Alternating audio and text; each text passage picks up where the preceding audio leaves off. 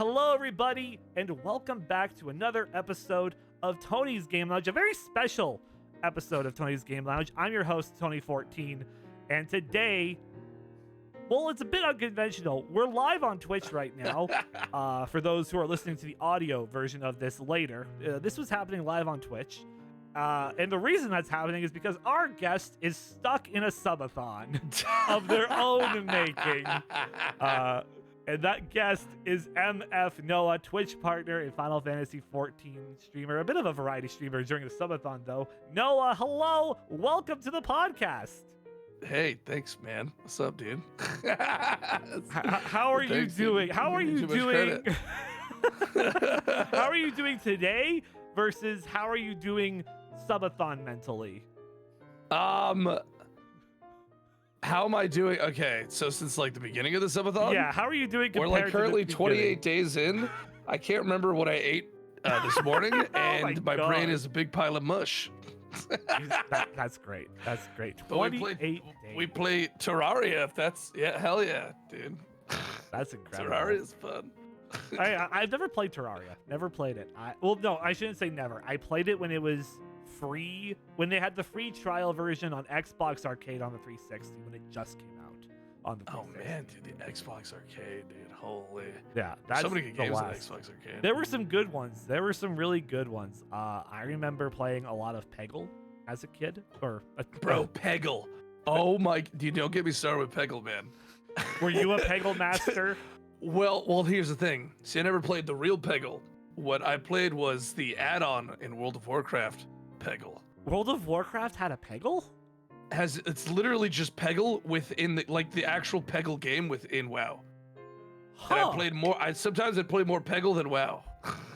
Well, I'll be. I did not know That's that. pretty sick. All right. Yeah.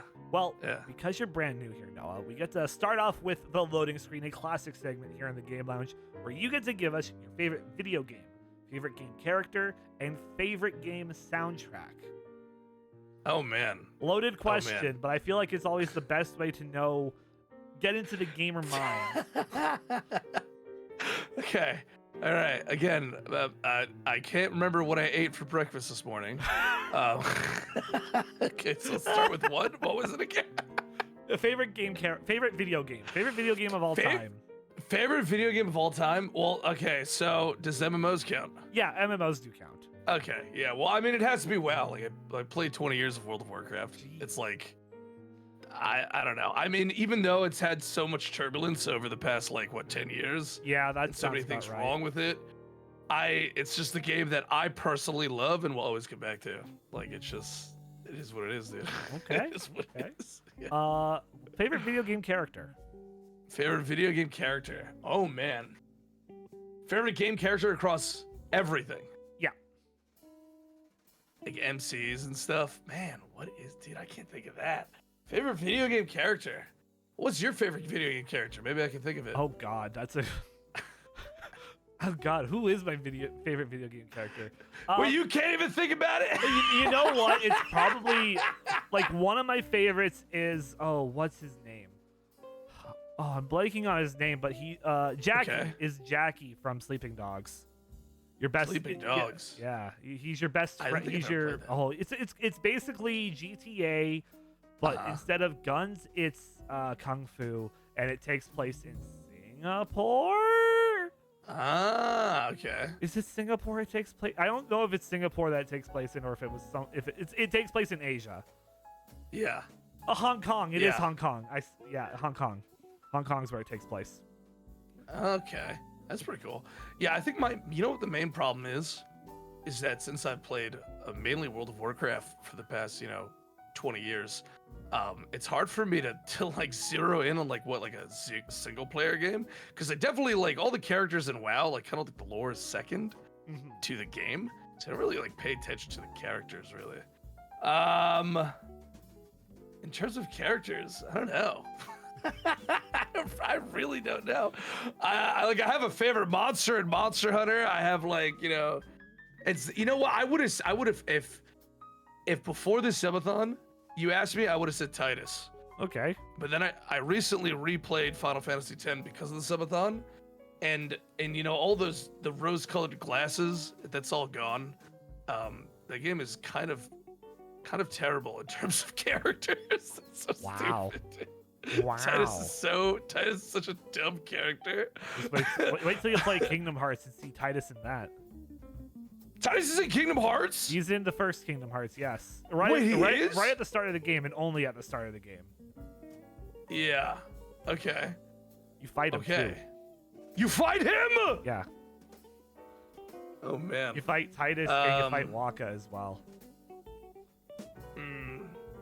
Yeah, I'm also thinking about, I also played a lot of League of Legends. I have a favorite champion in League of Legends. That count? Dude, I'm boring. I'm trying to think of like single player games. I mean, it doesn't have to be a single player game. It could be just any game character. Champion. I mean, well, like, okay. It feels such a cop out. Well, Xerath. Okay. For League of Legends. Okay. I'm like big into Xerath. I have like thousands of hours on Xerath. And lastly, favorite game soundtrack. It has to be the Rajang OST, and I think it changes in World, but I'm not sure because I know it's like a recurring monster, but the World specifically OST for Rajang. Alrighty, good choice. Okay. Yeah, it's pretty good, dude. And now we get to this season's brand new intro segment, Hot Takes, where you get to give us your hottest game take. If you'd like, I will share mine because I'm gonna need yours, dude. Okay, I'm not a very opinionated person. I think you'll find. You know what I mean? My game take, and I'm going to apologize to people now because I know how impactful this game was on platforming and everything. But Super Mario 64 is a bad game. Thank you. Wow, Am I thinking of the same game? Wait, it's the one that Super Mario 64, the one that came out on the N64. You go into Princess Peach's castle, all the paintings. Oh, maybe it was Super Mario 1 actually. No, 64. No, I know. I think I played 64 one time, and that's it. I actually have to play 64. I'm talking about Super Mario. I don't like the original Super Mario Bros. I don't like that. I mean, that's fair. Honestly, like I've played it, I've beaten it. It's all right. Like, well, obviously, fundamental game that impacted the way of platformers. It paved the way for platformers. I will not deny the impact these games had, but for sure. Casually, they're legacy titles, right? Yeah, exactly. But casually, Mario 64 is a bad game. You know what? I really can't say because I don't think I've ever really touched 64 outside of being like 5 years old.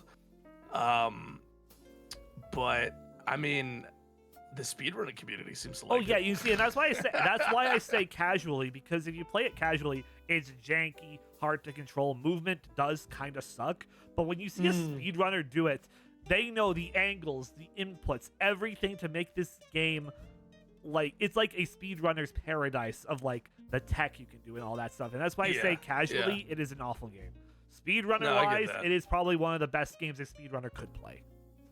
Now compare that to like Super Mario Sunshine, because I didn't play that. I grew up on Sunshine. I grew up playing Sunshine without a memory card because we didn't get a memory card until we got Tiger Woods PGA Tour 2004. Oh wait, yo, dude. Okay, so you're talking about memory cards. Oh my god, dude, that's right. I used to not play with memory cards too. It was kind of like a run. Yeah, it was basically day, you right? just saw how like me and my brother played Smash Brothers Melee. We would probably unlock Jigglypuff, Ganondorf, and maybe Marth. And sometimes Luigi on like a good run before it's like, well, we gotta turn off the game now. And it wasn't until we got a memory card for the golf game that when we played it again, had to turn it off after unlocking those characters. We came back and the characters were still there. That we're like, what is this? What just happened? And that's how we learned. We have the technology. We have the technology, and that's how we learned there's more characters in this game. Dude, that's so funny, man. It's dude. Wild. I had the same feeling with Jack, the original Jack and Dexter. Oh yeah. So that was like one of the first games that I went out and I was like, Mom, I want that game. I want to play this game. And I was a kid. I didn't have an older brother. My mom didn't know anything about video games, so I didn't know what a memory card was. Right? Mm-hmm. And so I would just play, and then sometimes I would leave my was it PS1 or PS2? I think it was PS2. I would just leave it on. I think both of them had memory cards, but I think the PS2 is around that era. Yeah, I just like left it on. for like all day at school, and I would get so mad if my mom unplugged it because it's like everything. It's like all gone. Wow. I thought that's how you're supposed to do it. I thought you just had to leave it on the whole time. Just keep it running.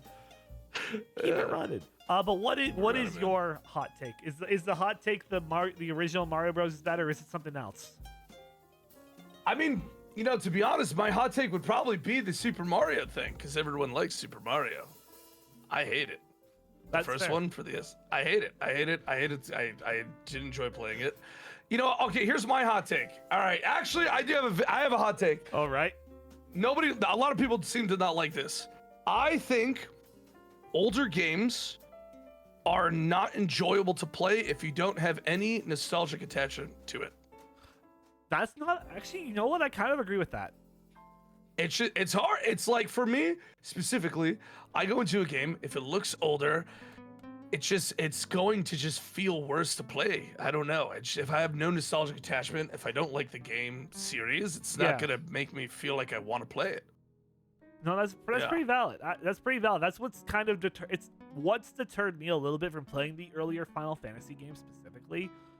Obviously, I want to fix that, and with the Crystal remasters that they put out, it's like, okay, I can do that now. They'll at least look nice that I can do that. But no, I definitely feel that. Yeah, and I'd like to be more specific. I think in terms of like stories, single player progression games, like I would assume like maybe some of the older Mario Karts play really well and stuff like that. You know what I mean? Like some games mechanically might play better. Yes. Older. Yes. But like in terms of people are trying to get me to play Metal Gear, right? The only Metal Gear I played was Revengeance, and that is a completely different game. Yeah, that is very different from what the series is. So like to go back and play Metal Gear Solid 1, it's going to be hard. It's gonna be really hard, I think. I want to play the games. I'm glad that Konami put out the collection for the first 3 games, because it's like, well, I want to play the new Snake Eater when that one comes out, so I should play the first trilogy. And then I think I don't think it's been confirmed yet, but there are rumors like the second pack will be the fourth game, Rising Revengeance, and something else. I can't remember what it was, but it's not going to be 5, because 5 is accessible everywhere. So you're not going to put that in the collection. I will say though, I think there is a cutoff though for that in my head, because eventually like these modern games that come out today will be, older games. Yeah. And I feel like that won't be the case. I probably won't feel the same way in 20 years about the games that we play today. No, and definitely. Right? And we'll be getting more into that a little bit later in the podcast as well. A good little teaser right there, folks. But before we get into that, of course, we have a bunch of news to cover, starting with our headline of the week, which I don't know if you heard, but Tekken right now, Tekken 8, is a little, I don't know, I wouldn't call it a mess, but it's become a bit of a meme fest, because there is a bot that has taken over the Tekken ranks. A bot? Well, a human-made bot. Basically, the guy made a macro where it's like, hey, you're just going to push this button over and over and over again. And this thing has ranked up exponentially. Hold on. You're telling me this is not some sort of artificial this is a guy bot that can like... No, a guy made this macro just to push one button over again. On Twitch right now, on the Twitch channel Jin Mashima, they're currently streaming ranked fights on Tekken 8 using Eddie Gordo as his fighter. The script they made spams the 3 button, which is basically, or the left kick button, and it just constantly attacks their opponents. And they're winning. They've made it up to Eliminator rank, which I don't know the Tekken rank system, but it's pretty high to my knowledge. It's like I would say high. The fact that it can just beat anybody by pressing one button, because like, you should be able, even like a bad player should be able to know, okay, he's gonna press one button. I'm gonna be able to. That's the thing. Bad players don't know how to counter this, because if you knock him down, well, that free button does something else that changes it up a little bit, and then it's an auto combo that just Oh, it's an auto combo. It's sort of an auto combo. It's basically by pressing this button. It is basically an auto combo. I really dislike the way fighting games are going and the way they're approaching the newer consumer base of today's fighting game players. It's essentially what they've done is they've added auto combos to a lot of newer fighting games just to get people in the door to try to learn the game, because it's a high skill ceiling, right? It worked for me because that's how I got into Street Fighter. I mean, well, to be fair, the character customization in the World Tour is what got me into Street Fighter 6. Okay. But them having auto combos, because I am bad at fighting games. Without an auto combo, I am bad. But what Street Fighter did with auto combos is you do less damage with an auto combo than if you were to actually do the inputs, which I think is a fair balance for that. I think there is an argument to be made with the lesser damage thing. In my opinion, though, even if someone catches you, it's really difficult to punish people with a combo as soon as you can, right? And the fact that you have an access to a combo that just literally you press one button and it works, out of any kind of punish, it seems a little bit like, I don't know. It seems a little bit weird. Yeah. It just seems a little bit weird to me. I played a lot of fighting games, actually. No, I've never been. Let me be perfectly clear. I've never really been good at a fighting game. Okay, let me be perfectly clear. I've never truly been good at a fighting game. Okay, but I have dabbled, and I've had some success with some games. But that's what makes you feel good in a fighting game. It's like learning, getting better at the game. Yeah. But I can understand where the industry is going and how there's so many. Gamers are just becoming more casual, in my opinion. I think it's just they don't want to learn anything. It's the same thing in WoW and a lot of things. Just people don't care as much to get better at games, I feel. But I think that's not the case with some games. For me personally, I think Apex Legends is such a high skill ceiling, and I can't even fathom how to get good at that game. I've never been able to. We've talked a good fair share of Apex on this podcast with our boy Nick Rule. Shout outs to Nick, because he has put in a lot of hours into Apex, and he has complained about that game so much that it's always just a great time just to hear him complain about that. What is his specific complaint about it? A lot of the things that, like, I think it's mostly about how the game balance is mostly. Yeah. Okay. I have no idea in terms of game balance or anything like that. I just know that my boomer brain cannot handle boom and shooters on top of actually being good at aiming. Oh god, yeah, no. Like you see, I play shooters on controller, so it's like I could never reach like a certain threshold that you would even need to go like top tier plays. Yeah.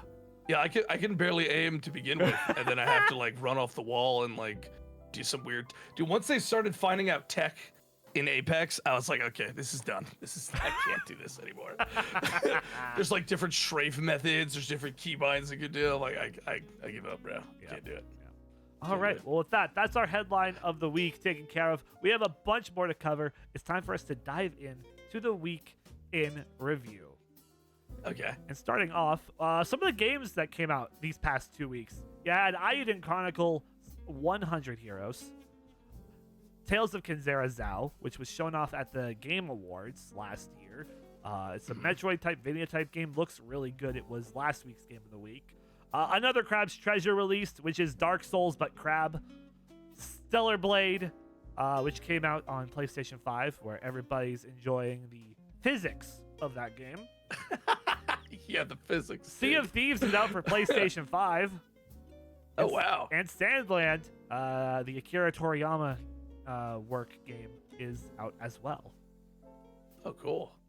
So those are some of the big games. That's really cool, those are just some of the big games that came out. In the world of video game news, starting off with Helldivers news that came out kind of last minute when I was prepping this. Helldivers on Steam will now require players to have a PlayStation Network account to continue to play the game. The mandatory login begins on May 30th, and players will need to have their accounts linked by June 4th. Wait, okay, hold on. Wait. Even if you don't have a PlayStation, even if you don't have a PlayStation, you need to create a PlayStation account. Why? I don't know. Why? I think that this is a Sony move and not a game dev move, because I think Sony wants more people to create accounts with this, because it's like, now that you have this, we can kind of advertise a few other PS exclusives to you, or just like stuff that I think it's mostly just it's a dumb move. It's such a dumb move. It's a corporate move, right? This is a very corporate. It's a move. corporate move. Yeah. I don't think I don't think the Helldivers devs want this, and I think if there's enough backlash, Sony will back off and redact this. We have a month to fix this, so that's the good thing. At least is it's only the start of the month. We have a month to like throw a hissy fit to have Sony back off. I think consoles. I mean, this could also be a hot take. I think consoles are becoming more and more. I don't know what's the word. Out the door. I don't know. It just feels like in my head that these exclusives and these, like, you know, Sony and Xbox, they're becoming more and more forward with their corporate shit, corporate things that they want to do. Right? They want to like. I feel like that kind of thing just wouldn't happen 10 years ago when everybody was playing PS5 or was it PS3, PS4 and stuff, and Xbox 360. Like, they wouldn't need to do it. Who cares? They would never need to do it. But now they like kind of feel like they need to, and they don't care. They just don't care. Like, why would I need to make a PSN count? Beyond that too, if you don't play like on your PS4 or your Xbox for an X amount of time, either your account gets closed or you get hacked. It's weird. I haven't played on my PSN account. It's completely gone, hacked, closed, everything. I can't access anything that I bought. I tried recently because I was thinking about getting a PS5 for stream, and it's just I'm not dealing with that. Yeah, I have a PS5. I do have a PS5. I also have a Switch, but I feel like Nintendo consoles are like the exception to the console rule, because Nintendo is so stingy with their properties that it's just like, no, only play our stuff on, like, our new stuff on here. Obviously, emulators, you can play the Dolphin emulator, you can play any GameCube or Wii game on your computer. Obviously, you still need like a Wiimote to like connect to it to do like some of the Wii game stuff, but it's like, if you want to play modern Switch hardware, you gotta get the Switch. Yeah. Well, yeah. I mean, the Switch is something completely different. I think. No, absolutely. I think with the PS5 and a PS4 or PS5 and Xbox. What is the new Xbox? I don't even know. The Xbox, the Series X. Series X. It's like, I don't know. I mean, the Series X is almost like, with how Xbox is now and Microsoft are doing things, it's almost like not even worth it to get a Series X, because they put all their stuff onto PC as well. So it's like, no, that's what I'm saying. It feels like it's out. It feels like it's out the door. Yeah. Xbox is kind of like throwing in the towel a little bit. Xbox has definitely done that. It's more or less PlayStation's turn, and like, while they do bring stuff to PC, it's not at the rate that Xbox does. Yeah. Back to more headlines. My cat's throwing up. Oh no. No, you continue. Sorry. Back to more headlines. Take-Two Interactive, the publishers for Grand Theft Auto, they're closing 2 game studios as part of a layoff plan for 5% of their staff. Roll7, who did all the Ollie series, and Intercept Games, who did Kerbal Space Program. They are Kerbal Space. I've heard good things about Kerbal Space Program. But those 2 game studios are being shut down. And Workers being laid off. Yep. That is very sad to see more of this happen. That's really bad, yeah. In Escape from Tarkov news, this was a headline and a half. They announced a brand new bundle for a special edition of the game, the Unheard Edition. This comes with a lot of exclusive features and content, including an offline co-op PvE mode for a total of $250. However, this has led to controversy as the Tarkov devs removed the former big bundle and said that all future DLC would be accessible through a season pass, but this apparently doesn't count as DLC. Yeah. I heard that was the big hurrah, right? That they're trying to claim it's not DLC, but this is DLC. 100% DLC. This is DLC, and this is an outrageous price too. Like, holy fuck! It's disgusting. It's crazy. I don't know why. I don't know why. For me personally, I really like the skin model. The skin like monetization model, right? You buy skins in the game. That's how you support the game. Yeah. Right. I like that. It's optional. I want to look cool. Sure, I buy a skin. It doesn't impact the gameplay anyway. It's just, oh hey, I can look cool. My gun could look cool, and I have this little key charm that's got a rip-off Pokeball, but it's not a Pokeball. Yeah, exactly. I think with all this DLC nonsense and buying it and stuff like that, so I don't know. I feel like that kind of stuff shouldn't be that expensive anymore to play these shooters. And one of the big reasons why I don't play Tarkov is because of the price, right? Don't you have to buy it too? It's not just I like think so. I'm pretty sure you have to purchase Tarkov as well, and then it's, oh hey, you can get this version though. Which is like ridiculous, because special editions nowadays, sure, it's still expensive, but it's like half that price of like $110 or $130 at most for like a special edition. Yeah, not 250. I'm trying to think of other shooters that you have to pay for. I can't think of any off the top of my head. Like, what other shooter multiplayer experience do you need to pay for nowadays? Because you don't need to buy Call of Duty to play Warzone. Yeah. Don't need to pay for Valorant. Do you need to buy CSGO too? CSGO is free, I'm pretty sure. Yeah, Apex is free. Apex is free. Like they're making. I think it's any new mainline Call of Duties you would pay for. Yeah, like you have to pay for it, and you play the multiplayer, right? Yeah, I guess. Yeah, but that's really about it. That's really about it.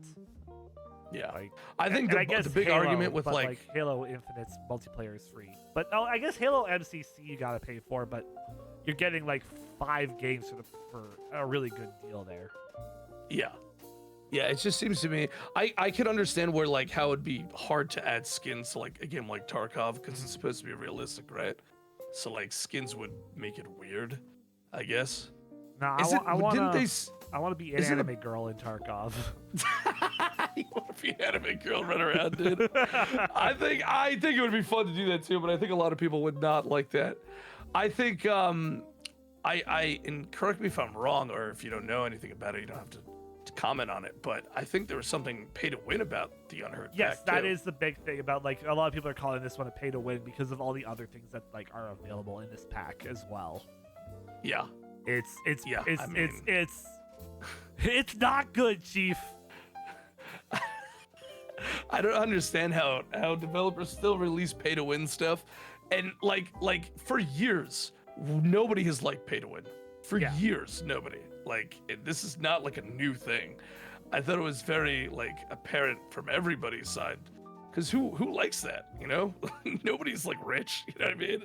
A lot of people are rich. No one wants to feel like they can't do well because someone else is dropping credit cards on them. It just feels weird. Back to the headlines. Blizzard, they've canceled BlizzCon 2024, but they said they will bring it back in future years. So it's not the end of BlizzCon, they're just canceling it again. Have you heard about the catastrophe of Cataclysm launch? No. I can understand why. BlizzCon is not happening. Oof. In some t-shirt news, Uniqlo has teamed up with The Legend of Zelda for 6 t-shirts inspired by Tears of the Kingdom. Oh, that's cool. They look pretty cool. Really cool. They're available now as well, I believe. Yeah, my wife really likes Zelda, so hell yeah. Might actually look into that. In Epic Games news, Fortnite news, Epic Games is giving Fortnite players more control over which emotes they see. The new update released on the 23rd allows players to mute a short list of animations that developers said could be used by players in confrontational ways and will mute their appearance to random players by default. However, have you heard of teabagging?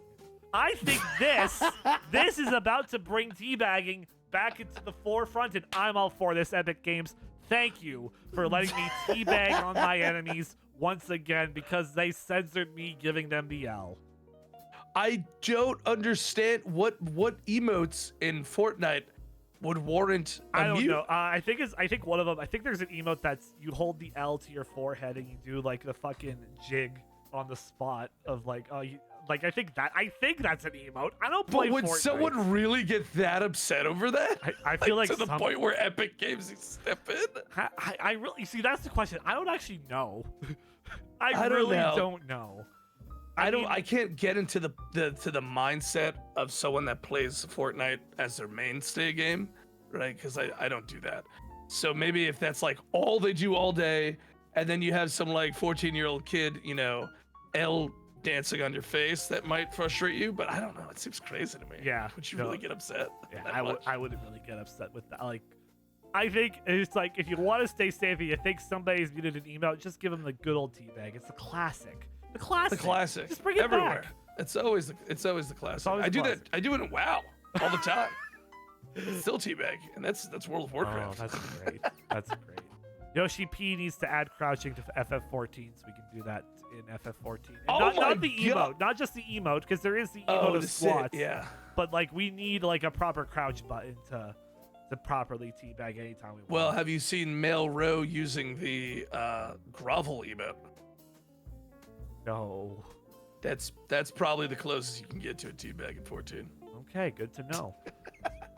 In some really cool zombie game news, 7 Days to Die, after 12 years, is leaving early access. There will be an experimental release sometime this month and a stable 1.0 launch in June.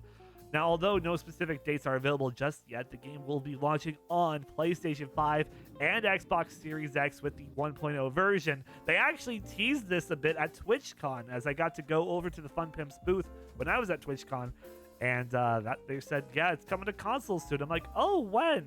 But I can't give that info out now, and I see why. That's pretty cool. This is really cool. How long has it been in early access for? 12 years. Oh my God. Yes. 12 years? 12 Holy years. shit. And if you want to see like what the game was like back then, I believe that the Achievement Hunter videos of their first time playing 7 Days to Die are still up on their channel.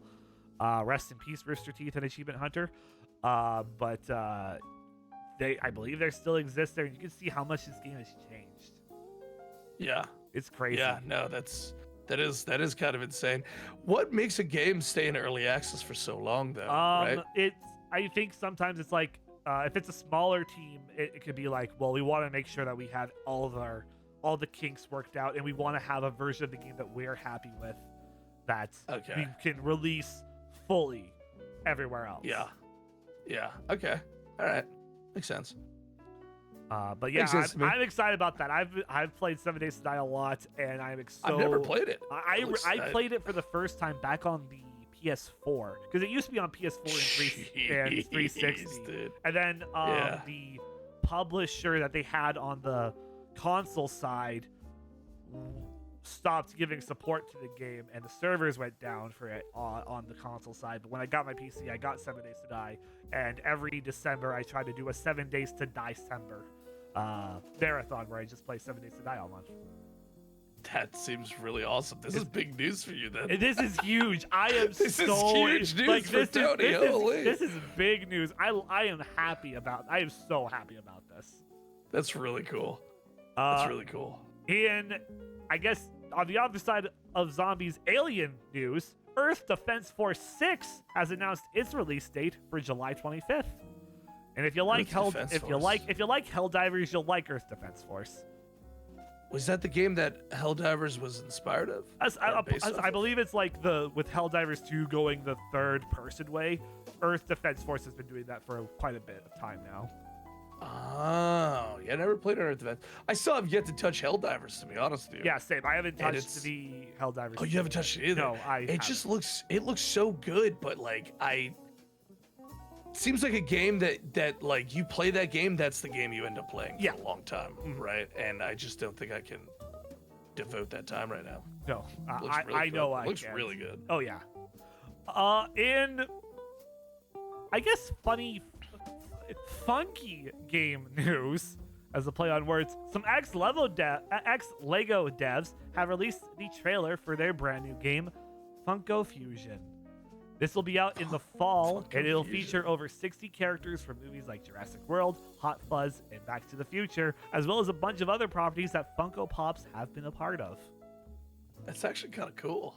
And the fact that it's being developed by ex-Lego game devs is perfect because it's like that's how you do like these merchandise games is you take the formula of a Lego game and you apply it to whatever your toy or goodie you're putting it towards. It's kind of insane how Lego has kind of just like made the perfect IP to include other IPs into it. It's just perfect. You can do anything with Lego. Yeah. Put anything there.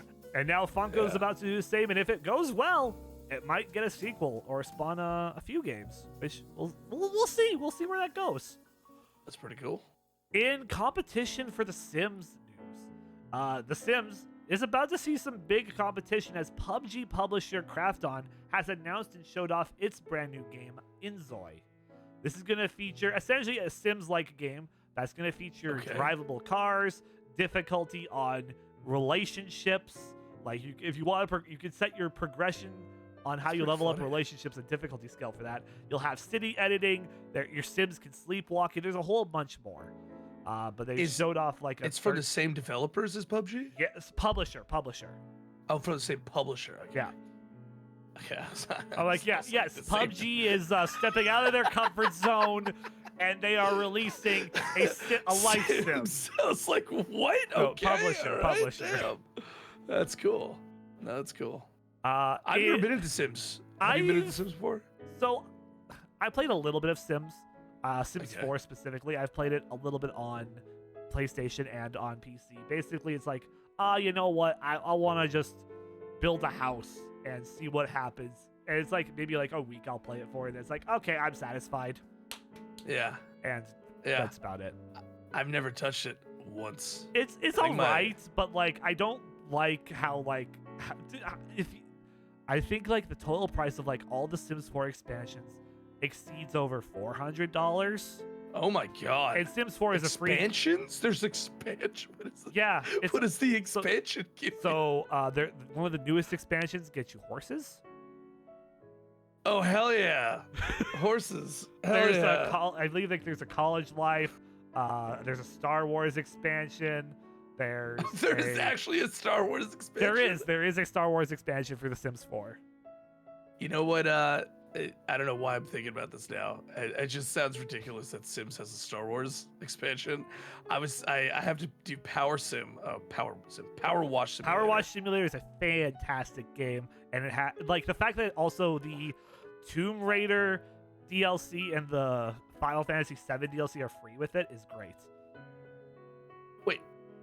Wait, Final Fantasy DLC in the game? Yeah, so there are 6 Final Fantasy VII locations that you clean in Power Wash Sim. I had no idea. No, I was about to freak out about the Warhammer. Oh yeah, there's the Warhammer. There's also Back to the Future. There's SpongeBob SquarePants. I did SpongeBob. When I saw Warhammer, I was like, wait, what? Yeah. There's Final Fantasy VII though. I had no idea. It's that's actually so crazy. The motorcycle, the truck, the Scorpion tank, the Airbuster tank, Seventh Heaven, and I think there's another one that I'm forgetting. And like I think it's just like a museum exhibit of like the Buster Sword and a few other iconic items. Yeah, that's cool. That's really cool actually. Yeah, it's a cool one. And then with the Tomb Raider one, you clean the entire Lara Croft mansion. That's so cool. It's a big one. That one's a big one of that one. Well, the reason why I brought it up, it's just so funny to see these games that you would never think have like. It's because Square Enix published Power Wash Sim. Wait, what? Yeah. Really? How do you think they got both Tomb Raider and Final Fantasy in that? They're the publisher. I don't know. They got SpongeBob somehow and the SpongeBob one still surprises me to this day. But Square's publishing. Publishes It's so crazy. Yeah, it's so crazy. In Twitch, cool mod news, but you won't have access to the mod. Blurbs, who is a Twitch streamer, created a mod for Skyrim that allows his chat to input custom voice lines for all the NPCs. And if the NPC dies in the game, the chatter gets banned. Oh, that's so sick. Now, sadly, Wait, that's so this sick. mod isn't available on Nexus or anything. It was kind of just a one-time thing, but there is that slight possibility that maybe in the future this will get put on. But it's a really cool thing. I saw the that is TikTok an of this. And insane it is thing. insane. It was so cool. I can totally understand why he wouldn't release that there. That is a very unique content idea. That is like, that's insane. That's insane. Wait, so you're telling me, so if a chatter types, that NPC will then I don't know. say whatever it types? I don't know the exact like how like what you have to type for that NPC to say the thing. But Okay. it's basically your chatter could target. I think it's like they target like one of the child NPCs, and they could go, "Yo, dog, this chat's pretty poggers." And the child NPC will say The it, child or yeah, the child will say that. oh my god, and then okay, that's insane. Yeah, That's really cool. yeah, it's really cool. And what feels like it should have happened by now, but is just about to happen. Jackbox Games is making its very first M-rated Jackbox Party Pack. The M-rated. Yes. You know because what's funny? Whenever I play Jackbox, it always becomes It always M-rated, becomes so that M-rated, didn't- yes. This one is designed specifically to be M-rated. It's the Jackbox Naughty Pack, a collection of 3 adult-themed experiences that promise laughter, wit, and a touch of irreverence. I'm a little bit concerned that they call it the Naughty Pack. What? I don't. Are they gonna lean into the dicks, or like what? What are they gonna do with it? We're about to. I don't know exactly. We don't know what the 3 games are yet, but Yeah. I'm excited to see what this is. I have every party pack. I've played every party pack. Oh, you played every I single have played one? every single Okay. one. I even played Did You Know Jack when it was still a single game, like its own, like their first game that they ever released. Okay. But yeah. That's cool. In cancellation news, Project Dagger, which was a new action adventure IP that had been in development at People Can Fly, the people who brought us Bulletstorm, since 2020, that's been officially canceled. The studio said in a report that the decision to halt development was made following an unsatisfactory evaluation of the current state of the game. Sad to hear, but this thing does happen. So they canceled the project entirely. Yes. So sadly, no new. guess it's games kind or of like Bulletstorm devs. Cut your losses kind of scenario. It's always difficult for me to wrap my hand around a cancellation because you've already put like money into the development of it, right? Mhm. But it must have been really bad for them to say to pull out entirely. That's insane. Yeah. No, definitely. Microsoft has released the source code for MS-DOS 4.0 in partnership with IBM. This isn't the first time Microsoft has open sourced MS-DOS, as its GitHub repository has versions 1.25 and 2.0, which were originally shared at the Computer History Museum back in 2014. Oh my god. Yeah. Really cool. There's a just to see computer this. history museum. I don't Yeah. know. I don't know where it is, but it's somewhere in the world. I think it's in Somewhere. America. I think it's somewhere in the US, I'm pretty sure. Yeah. Or in Germany, because usually if there's like there's like a really like old school video game museum in Germany as well that has Dude, that's so crazy to think about. there's a torture pong Because, like- no, pain pong in Germany. It's a what? A pain pong? Pain pong. What does that Basically, mean? so it's pong, but you and your opponent are both holding a shot like attached to the table is Yeah. like a shock device, and if you get scored on, That's so it funny. sends the zaps. You And get where was shocked. it made? In Germany, you said? Yeah. Yeah, that sounds about right. What's it called? I was thinking about how crazy it is to think that the technology that we're using today, like the cutting edge stuff, will be like in a museum eventually. Yeah, that's Like, crazy. how weird is that? How weird is that to think about? I might be in a That's museum so one insane. day. If either of us get big enough, we could end up as a wax figure in Madame Tussauds. Do you wanna Standing be a next wax to figure, LeBron, dude? standing next to LeBron James and Dwayne the Rock Johnson. Yeah, I think that's where I need to be situated, right under LeBron James, right there, right in front and center. I wouldn't say no to getting waxed in a museum. Getting waxed in a museum. Have you ever been to a wax museum? I've been to the Madame Tussauds. I've been to the one in San Fran. Okay. Is that the same one that's in New York? I New feel York like City? I feel like they're all the same because I know there's one in Vegas as well. Yeah, I've only been to the one in New York City. It's. I think it was cool then. I think it's a little freaky now for some reason. Like the thought of going back in would kind of unsettle me. Yeah, no, definitely. That's what the older you get, the creepier wax figures become. Yeah, yeah.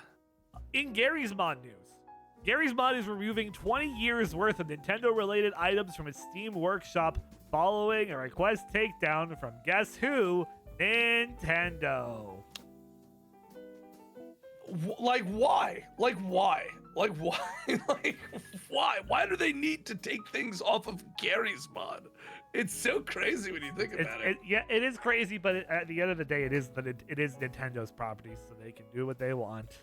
They can do what they want. It just seems so like who even talks about Gary's Mod nowadays, right? Like, yeah, that was the first time I heard about definitely- Gary's Mod in like 5 years. Like, Yeah. what does it really matter if it stays up? Like, come on. Not really. Insane. Yeah. Yeah. In a lawsuit news, the tattoo artist who inked LeBron James and tried to sue Take-Two Interactive for his work making I it saw over that, to the yeah. NBA 2K games has lost his case. Jimmy What a Hayden, surprise, dude. he filed the suit against the developer back in 2017 before amending it in 2019. He claimed that his work on James being replicated across 6 iterations of the 2K games was a copyright infringement. However, the jury unanimously sided with Take-Two on April 19th. That's so insane. That's so insane. I mean, like, trying to get your bag, I guess, but like at the same time, it's so ridiculous a claim. It's what? No, go ahead, Yeah. go ahead. It's just ridiculous. You know, I don't know. In my head, it's sure it's your art, but you're like it's on LeBron. It's Yeah. LeBron's body. True. What? You're just never gonna put LeBron James anywhere. Yeah. Because it's your art. He's like a walking copyright for you. That's not how it works. Yeah, exactly. You should be grateful that your artwork is in this game because someone might be like, "Oh, where do I get LeBron's tattoos? LeBron's tattoo artist. Where can I get Yeah. that work?" Yeah. It always surprises me when people try to like go along with really ridiculous lawsuits. Yeah. Like how does it get that far to where it becomes real? I still think one Like of the the guy that funniest- tried to no, continue, sorry. I think one of the funniest lawsuits that we've seen is Nintendo suing Bowser. Nintendo's suing Bowser. Wait, what happened? Oh, with you that? didn't hear about this? So there was No. a guy called Gary Bowser who Okay. was illegally part of a pirating scheme where they would modify Switches and put pirated games on them and sell them and distribute them. And Okay. he got caught and got arrested, put in jail, and he basically all the rest of the money that he earns is going to Nintendo, with how Yeah. much Nintendo sued him for. Yeah. Well, I mean that makes sense, but his name is Gary His Bowser. name is That's Gary so Bowser, which is hilarious. funny. I was gonna bring up the guy that tried to sue Twitch because Twitch was recommending hot tub streamers to him, and his lawsuit read that he spent too much time pleasuring himself, and so that was grounds for a $20 million lawsuit or something like that. Wow. Wow. Unbelievable. Like imagine like just having the thought process that is a valid reason to sue.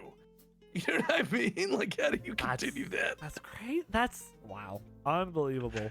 So the nerve Yeah. of some people. How dare Twitch show me hot tub streamers? I demand 20 million of your finest dollars. It was insane, dude. It's insane. It really is crazy. In Xbox news, Xbox, they're holding its game showcase on June 9th at 10 a.m. Pacific time with a redacted direct afterwards.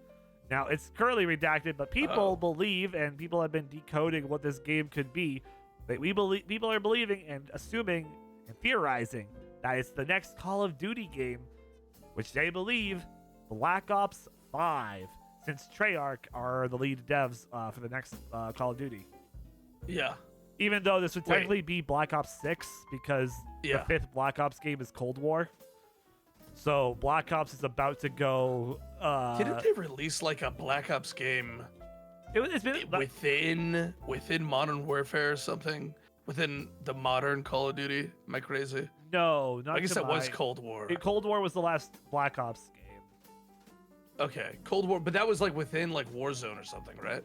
No, I think they had Same Warzone. thing? I honestly don't. I'm the so whole- confused when it comes to anything Call of Duty nowadays. Yeah, it used to same. be It used to be so easy yeah. to think about it. Now it's not at all. Yeah, exactly. Exactly. In recollection news, recall news, Okay. Jack's Pacific, which is a California toy-based company, recalled 17,500 units of its Mario Kart 24-volt ride-on racer cars on April 25th because of a crash hazard related to its battery-powered acceleration pedal. Basically, the pedal the pedal could get jammed and by just like a rock, and it would just continue to accelerate. And well, what does a toy car do but crash? And it's a Mario Kart car, so I think it goes faster than it's a little faster than those other toy cars. Oh, that's funny. Oh, that's really funny. So they had to recall those for child safety because, of course, a child is the only one that can really drive that. Yeah. Oh, like you literally get inside of it. I thought you meant like a little RC car. No. I'm talking about those like bigger cars that Holy like shit. children can drive. Yeah, not like a toy car. I'm talking about like the ones that you can see out on someone's driveway. You see the kid driving around in a circle. Oh my god, did anyone get hurt or something? I'm assuming 1 or 2 people got hurt considering this. Jesus Maybe a few Christ. more got hurt. Imagine being a kid and you just keep accelerating and you don't know how to stop. Jesus Christ. I'll just hit the brakes, honey. I don't know how. I can't. This thing got no brakes, Ma. Yeah, that's how it's literally real life Mario Kart. real life Mario Kart. Yeah, there is no stopping Isn't it stopping? unless you throw a blue shell at them. Then they might stop. But even then, I think they got that infinite mushroom glitch going on. So I think the blue shell. Well, I have 2 opinions. One, if I'm in first place, I think the blue shell is the most bullshit thing ever invented and it should never exist. But if I'm in any other place, I think it's the best thing ever added to Mario Kart. fair enough. I think everybody shares that viewpoint. In Street Fighter news, Akuma has his release date for Street Fighter 6 as the last Year shit. 1 DLC character, May 22nd. I personally think it upset me that Akuma wasn't a mainline character and they made him DLC. I think it's That because didn't sit well with me. I think it's because the last time we saw Akuma was Tekken, Yeah. and I think that's why. Also, I'm not Capcom, so I'm not in their mind. I'm not the ones in their mind, so hard to say why. But at least he's coming back. Yeah. At least he'll be there. Yeah. At least he'll be there. Yeah. I think Akuma is one of the coolest fighting game characters to ever exist. He really He's is. badass. He Him and really Bison. Is. Yes. M. Bison. M. Bison. It's so crazy. Rest in peace to M. Bison. I really like the Street Fighter universe. I even like the movie, even though it was so silly. The live Did you see action the one. movie? The live action one. Yeah. You see, I know that. The old one. Didn't they come out with a newer one? Or am I crazy? I think there was like an animated one, but I might be wrong. But I know the original one when Chun-Li is confronting Bison of "You killed my whole family, my village." To you, that was probably the worst day of your life. But to me, it was just a Tuesday. I like Street Fighter's lore. I like the whole the psycho energy from M. Bison, all that shit. Yeah, I think it's so cool. it's cool stuff. It's really cool stuff. In old N64 news, that's a secret has been uncovered. So Castlevania Legacy of Darkness, that released 25 years ago, but a brand new Konami code has just been discovered for it. And for those who don't know, the Konami code, up, up, down, down, left, right, A, B, start, or BA start, whichever one it is. Well, like a cheat code? Well, the original Konami code that you could enter, like in every Konami I never game. played Castlevania. I didn't even know. So Well, the classic Konami code. Well, YouTuber Jupiter Climb has uploaded a video revealing that there was a hidden Konami code that nobody knew about. 25 years later, like right now.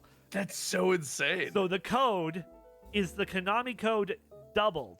So it's up, up, up, up, down, down, down, down, left, left, right, right, left, left, right, right, L, R, and Z twice in the main menu.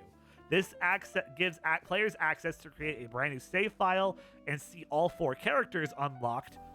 So Reinhardt, Schneider, Kerry Fernandez, and Henry Oldry are all available from the beginning of the game. You know, I wish games still did that. I wish games still did. I think I don't know. That is insane for a secret to go and someone figured it out, right? It wasn't like a developer kind of was like, "Hey guys, this exists," right? That was like figured out 25 years later. That could have never been found out. Well, you see, the game devs put this in there because that's what usually gave them access to their debug mode, and that's how they would that's how they would test things back in the day. It's like, okay, hey, we need to test this one thing, so we don't want to progress the whole game. We just need to get to access to this section. Enter the code, go into debug mode, get to where you need to go. That's insane. Yeah, and the Konami code specifically is very famous. It's like the most iconic cheat code there is. Yeah. I think they should keep cheat codes in games though. Yeah, like I think like not in multiplayer games, but of like modern games that I know that still have cheat codes. I think GTA 5 is the one that comes to mind recently. GTA 5 has cheat codes? I mean, that was like always the classic, right? GTA always had cheat codes. Yeah. But I think that's like one of the only ones that still does, to my knowledge at least. Yeah. And lastly, in the world of gaming news stuff, there are talks of a Kingdom Hearts movie. I don't know whereabouts these talks are. Movie? Yeah. So what we know is that these talks are they want to combine 3D animation with live action. Okay. So it's either going to be Sora, Riku, and Kairi are the live action and Donald, Goofy, Mickey are animated, or the main cast of Sora and like Donald, Goofy are the animated, and they go into the live action Disney worlds. It would have to be done by Disney though, right? Yes, that's why it's like it's only talks and rumors about this with Disney currently. That's actually kind of insane though. That means there's a lot of money behind it, right? Well, again, Christ. It's still just talks. We don't know where any of this is going. If these are also could just be rumors. Like we don't know like how true this is or if there's going to be anything from this. I'd love to see a Kingdom Hearts live action movie. Because it's just going to confuse the lore of everybody so much more thanks to Tetsuya Nomura. You know, I've never played a Kingdom Hearts game, so I really have no opinions on it. I personally did not like it, at least as a kid. I'll give a good first impression of it when I play it, but the first game's janky. I will say that. It's janky. I shouldn't like it as a kid. Yeah, I mean, I just didn't like the Disney characters in it. It threw me out of like the fantasy of it all. But like, I gotta see the game. I gotta play it to understand it, I guess. Yeah, I like the franchise. It's probably my favorite game franchise to this day. Yeah, because I platinumed the main 3 and I platinumed Chain of Memories, which gave me honestly, platinuming Chain of Memories gave me a deeper appreciation for Chain of Memories. Is it tied in well? The Disney characters? Some are. My question. Some are. Like obviously your main cast of Donald, Goofy, Mickey, like that cast, they're tied in perfectly well. It's your side characters that you like for worlds that are like it varies on the world. I think Aladdin is done well. Pirates of the Caribbean is done well. What else are other worlds that I'm trying to remember? Wait, Pirates of the Caribbean is in the game? That's in the second. That's in the second and third game. Pirates of the Caribbean is in there. It took me a second. I was like, oh yeah, Pirates of the Caribbean. Yeah. That was crazy. That's like the most surreal one, especially because like when they made the third game, they used like live action mode, like the live action, like fill-in actors for the Pirates world. Wait, what? What? Like when you look at the art style of like Kingdom Hearts 3 and see Donald, Goofy, and Sora compared to the rest of the cast, they feel more animated, and the rest of them feel like it's actually a movie. Oh, that's weird. It's weird at times. I might like it. I don't know. I gotta see. What game do you suggest for me to play Okay, first? so to all newcomers coming into Kingdom Hearts, Okay. you should always just start with the first game, even though it is probably very janky and whatnot, and movement is better in 2, and so much stuff is better in 2. Start with the first one because you won't understand the ending or the start of 2 at all. Because if you go into I didn't even really think about that too. Yeah, because it's the story. It's not like Final Fantasy, right? The story actually carries over. Yeah, the story carries over. The each game. timeline of Kingdom Hearts is nuts because you start with the first game, then you play 2 spin-offs of Chain of Memories, which is basically, I consider Chain of Memories the proper epilogue of the first Kingdom Hearts game because it's still Sora. It's like it happens directly after the first game ends. Okay. And then you play that, and then you watch a 5-hour movie of 358 over 2 days. You watch that to understand who a certain character is, and then you play Kingdom Hearts 2 because who that certain character in 358 over 2 days is who you start the game as in Kingdom Hearts 2. Oh, here, hold on. It's a 5-hour movie. Yeah, because I say 5 hours. I think it's less than that, but basically it's what they did because 358 over 2 days was a DS game. And so because people don't have access to that much anymore, because of the 1.5, 2.5 HD trilogies, they turned 358 over 2 days and coded into movies, where basically they took all the key points and all the other cutscenes and made them into essentially a game movie, where you just watch it and you understand the lore. They're fun, they're good watches. It might be interesting, but 5 hours. 5 hours. I moly. think that's stretching it. I think it's more like between like 2, 3, 4. I honestly don't remember because it's been so long. But it's a watch. So you do that, then you can play Kingdom Hearts 2, and then you play Kingdom Hearts Birth by Sleep, which is a prequel to the entire series so far. Isn't there another Kingdom Hearts game supposed to release? Yes, so there's the mobile game Kingdom Hearts. Oh, what's it called? But there's a mobile game that's currently in the works. That's been in the works for a while that we're like, oh, hey, when's the beta coming out? Soon. And then they're like, oh, yeah, we're about to release it. Hot psych, we're not releasing it yet because it's not quite ready yet. I can't remember what it's called. But that's supposed to be, I think to my knowledge, this one's a tie-in to the other mobile game, which also takes place like hundreds of years before the franchise technically starts. Okay. All right. But yeah. Okay. That's a lot. But yeah, after Birth by Sleep, you then watch the Kingdom Hearts coded movie.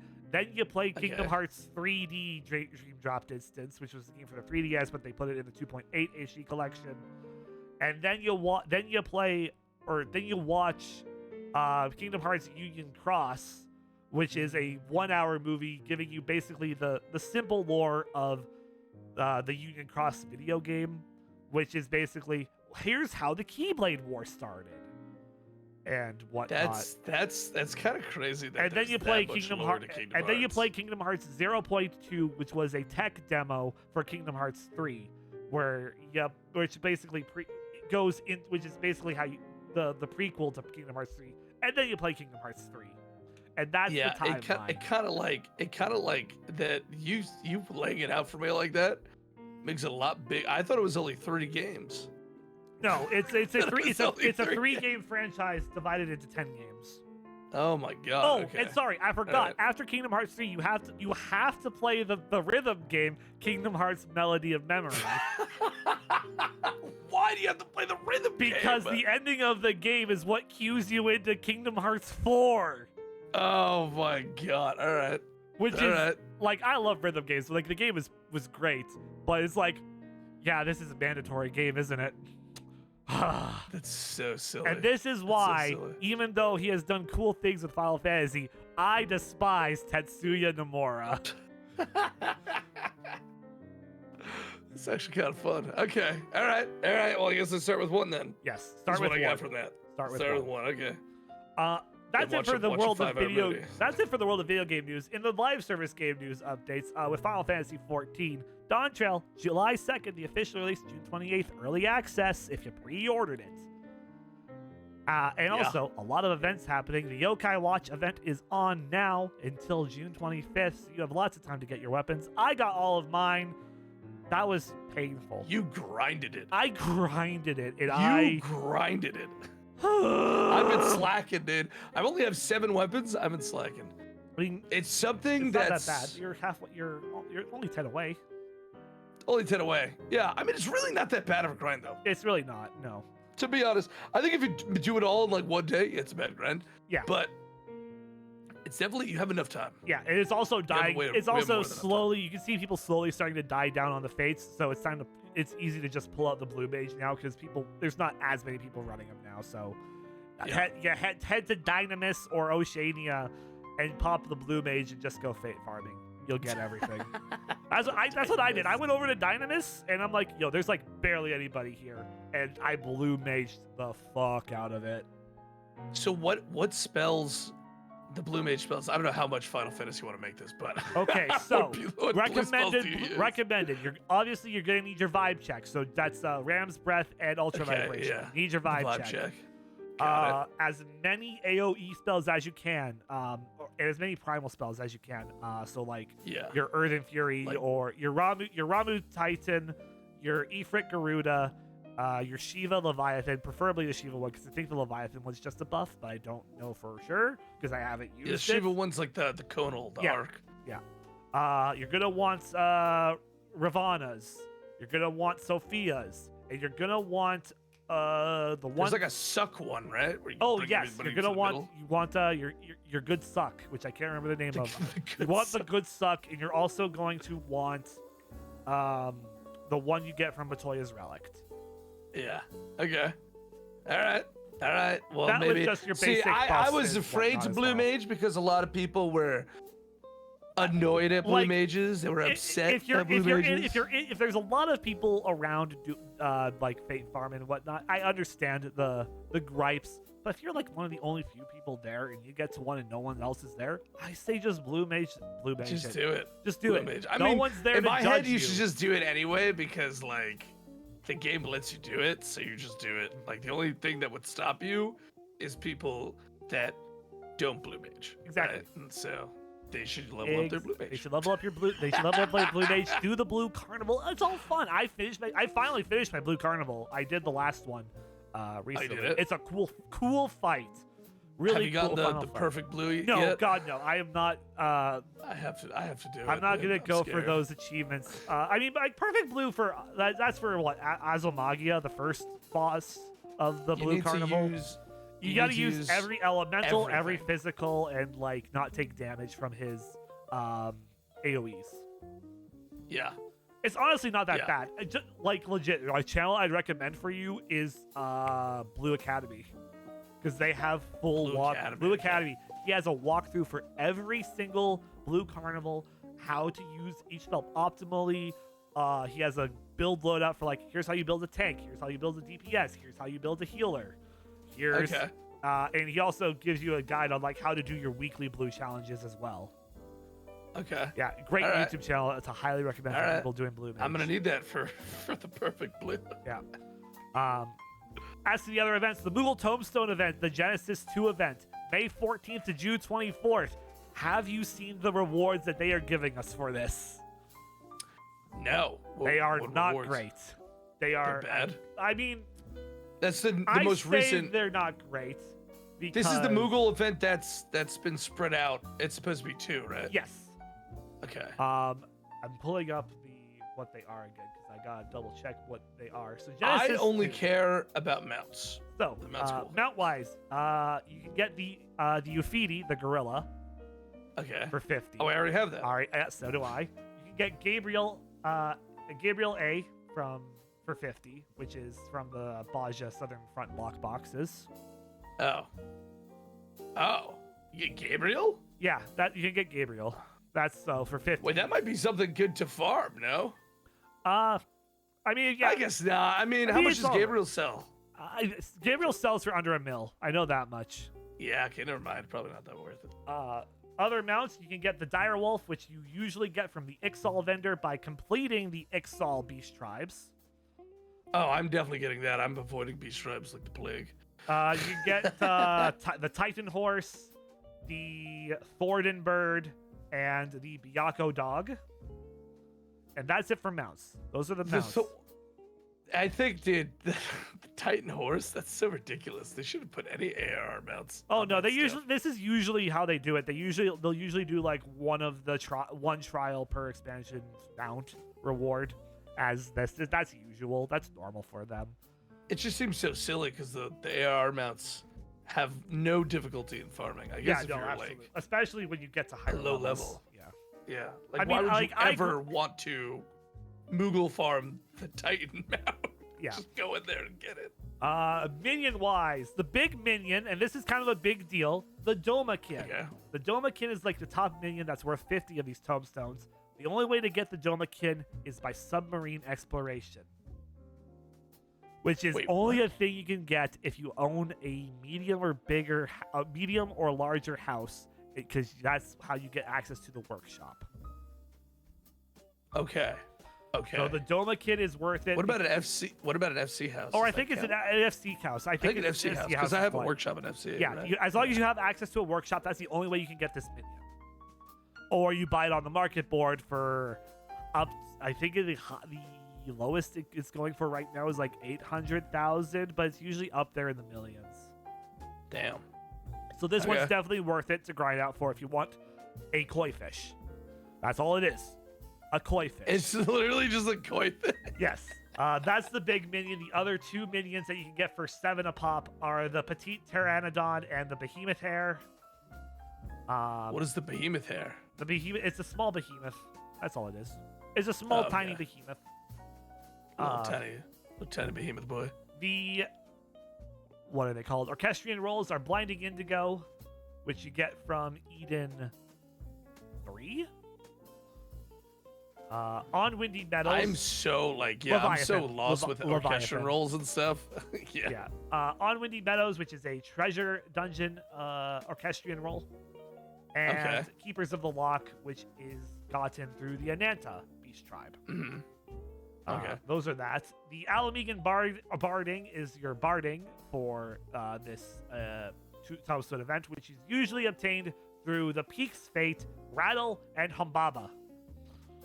Yeah, this seems very weak in comparison to some of the other events. Yeah, no, it is. And seems very weak. And the last thing that people would care about is your accessory that isn't the Emerald Carbuncle Earring, which is the big worth 100 reward.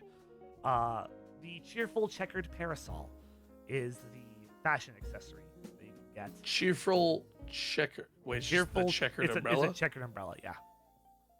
And then, of course, triple triad cards you can get. You can get the Paista, the Dalmel, Innocence, and 9S. Okay. Of this entire thing, do you know how many rewards I need that are that are not the 100 point earring? Do you know how many of these I need? How many? 4. 4 things. The Domakin is the big one. That's the thing I'm going to be farming for because I have over 410 minions. I think it's silly to put these mounts that are super easily obtained at even 80. I mean, if you have 80. The Ufidi costs like 8,400 Skybuilder scripts normally. So that's how you would normally obtain it, is through crafting. And Gabriel is through lock boxes in the southern front. So it's like you gotta it's RNG based on Gabriel, but Gabriel's not a super expensive. Gabriel's really not that hard to get. I got it within like all right, I won't I won't downplay it. I didn't open a lot of lock boxes for it. But I did like a week of Baja, 2 weeks of Baja, and I got it. It was that bad. That's not that bad. It just seems like adding the Baja amount is weird to me, because wouldn't they want people to do the Baja content? I mean, it's a good way for people to want to do Baja, because like there's maybe some people who aren't even in Baja yet that can grind this out and get that mount now. Yeah. But it's they use like, I wish that they put in some mounts that haven't been seen in a long while. Like, that's what I'd like. Give us the Chocolate Corporker. Give us the Butterfingers exclusivity Corporker mount again. Wait, there's a Butterfingers mount? Okay, so back in the day, this was, well, I don't even remember how many years ago. They did a collaboration with Butterfingers in North America, where if you bought a Butterfingers, there would be a code for the Chocolate Corporker. Okay. It wasn't available. It was not available in Canada because of Quebec. because Yeah. Quebec has a stupid law that prevents in-game codes and on that kind of stuff. Oh, and you're in Canada? I'm in Canada. So you couldn't get it? I couldn't get it because of Quebec. And you wonder why Western Canada dislikes Quebec so much. It's actually more political, but that's my joke. That's so funny, man. You got mount locked from your country. Yeah, because insane. it's because of Quebec. Any tie-ins that have happened in the past like that, Quebec has basically prevents Canada from having that. That's insane. Yeah. Yeah, that's crazy. Yeah, no, it definitely feels like the mounts this time around though are not. Yeah, it's as cool. it's not the Google Genesis 2, not as great. Make It Rain. That starts May 15th to 31st. That's the Gold Saucer event where all MGP is doubled, or there's there's a multiplier on all the MGP you make, plus a quest line. So great. Wait, time hold on. With the Moogle event coming back, can you still trade in the tomes for MGP? Yes, that's all their classic stuff. Like there's some housing items, does that get doubled? Armor items. I don't know if opening the envelopes doubles it, but if it does, or adds the modifier to it, but if it does, that's insane. If it does, then it's time to stockpile your MGP, because that's what essentially I'm gonna get the minion and then stockpile MGP, because one, I've spent a lot of MGP on some triple triad cards, and I also need the Cloud Strife card still. Yeah. But my next mount that I need from the Gold Saucer is the 2 million mount. The 2 million. I need all the mounts. No, that's not true. I have a couple mounts, but that was my first introduction to cool mounts in the game was the Gold Saucer, right? So it's always been a thing to farm for me, and I kind of missed the first Moogle event for the recent one for the MGP stuff, and it felt bad. But now they're bringing it back. That makes me feel better about it. Yeah, you see, the big thing that got me into the MGP mount specifically, so I was doing my Wondrous Tales one week before I was in current patch, because if you didn't know, you cannot get a gold certificate if you're not in current patch. Instead, if you get 3 lines. Instead, you would get 5 silver certificates instead. Wait, what the hell? Yeah, really? So if your character isn't level 90, you cannot get. If you don't have a level 90 character, you cannot get a gold certificate from Chloe. On Wondrous Tales. If you don't have to, because hold on. Because I've been using the Wondrous Tales to level my characters. Yes. You just need to have a level 90 leveled at some point. Yes, if you have a level 90 character, you can get a gold certificate. But if you don't have any level 90 characters, you don't get a gold certificate yet. I got 3 lines when I didn't have a level 90 character, and I'm like, well, I don't want 5 silver. That's insane. That's a scam. So, but the other reward is basically a million MGP. Oh. That's basically the other reward. Oh, that works out. Yeah, so I got a million MGP, and that's what let me buy essentially every minion at the Gold Saucer, a majority of the triple triad cards, and all the mounts that were under a million. Yeah. That's how I got all of those, a good chunk of those mounts. Yeah, no, that's insane. You're making me. We're talking about this now. You're making me realize I don't think I got my jumbo jackpot last week. I think I forgot again, dude. Oh god, yeah, no. With me being on the triple triad grind recently, I've been in the Gold Saucer a lot. Yeah, I'm 6 cards away from the mount. From the mount, well, what cards do you need? So I need 3 from completing Baja. 2 of them you get from an NPC that you get access to after completing Zadnor, and 1 of them you get for 6 clusters. I have the clusters ready to go. I'm 2 ranks away from finishing Baja, and then I just gotta do the ship. So all of the triad cards you're missing are from Baja? No, that's half of them. Half of them are from Baja. Okay. The other 3 I need to do Eden, just regular Eden, Eden 12. I gotta do that to get that card. And then I gotta get Lunar Bahamut from Pagalthon. Oh, I actually think I have that card. And I need to get the Porksy Queen from Matoya's Relict. Those are the last 3 I need.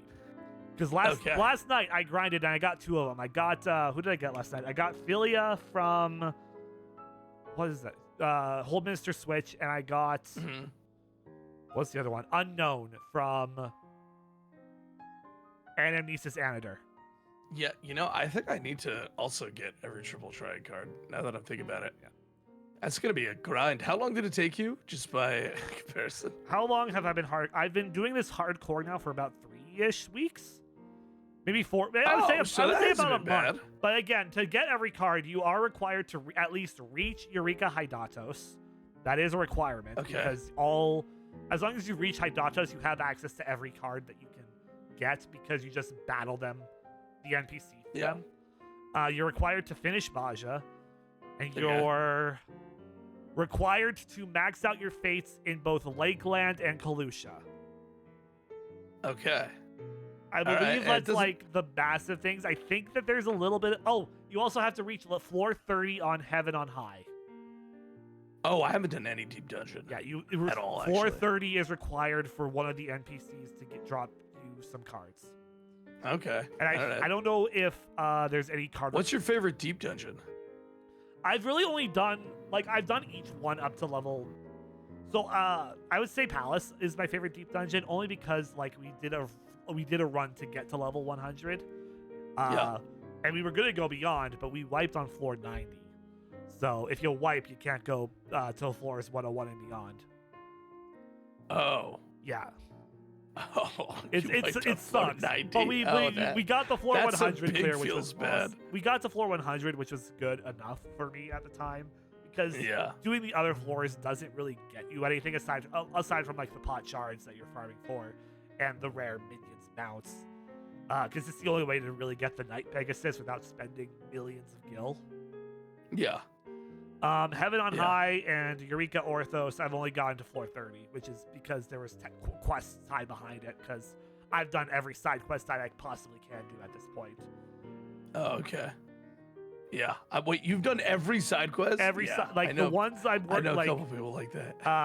The ones that are still tied to Eureka are the ones I gotta finish. The one that's left with Baja. There's one that is tied to getting to floor 100 with Eureka Orthos that I gotta do eventually. And then there's 10 behind Island Sanctuary, which I'm working on right now. Damn. Yeah. Damn. Yeah. I was like this with WoW for many years, which is getting everything and collecting everything.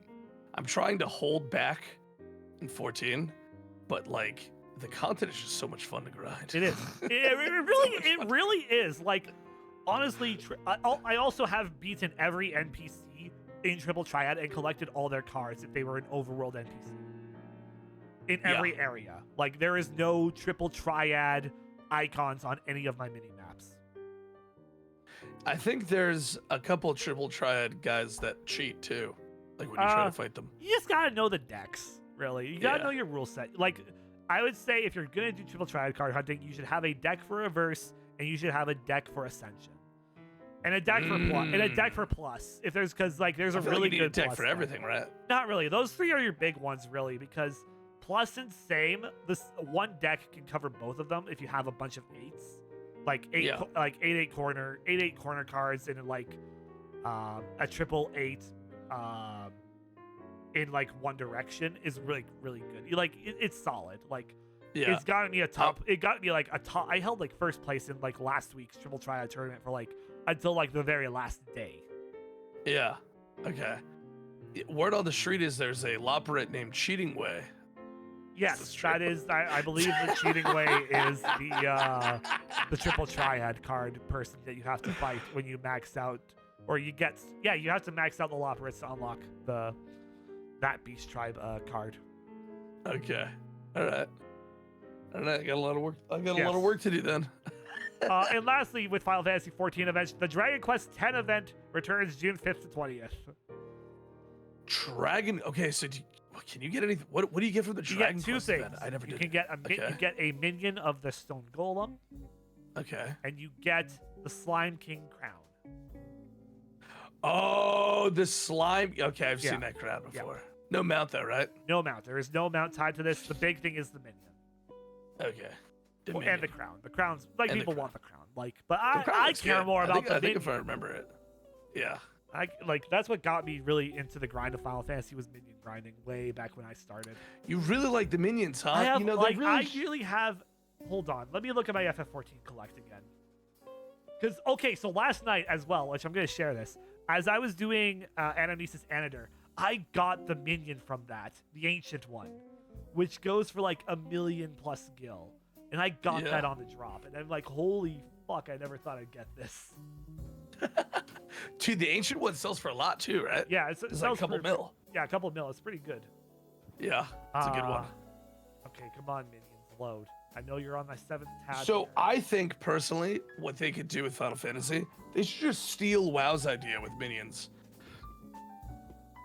which is Pokemon, which is what they stole. It's Pokemon. Should make it Pokemon. I really hate what is the thing you can do with minions in the old saucer? Lord of Verminion, which is actually really. I hate that. Verminion. You like that? I did Verminion like right off the bat because if you do all the Verminion challenges, you get a Twintanya minion. Oh, And okay.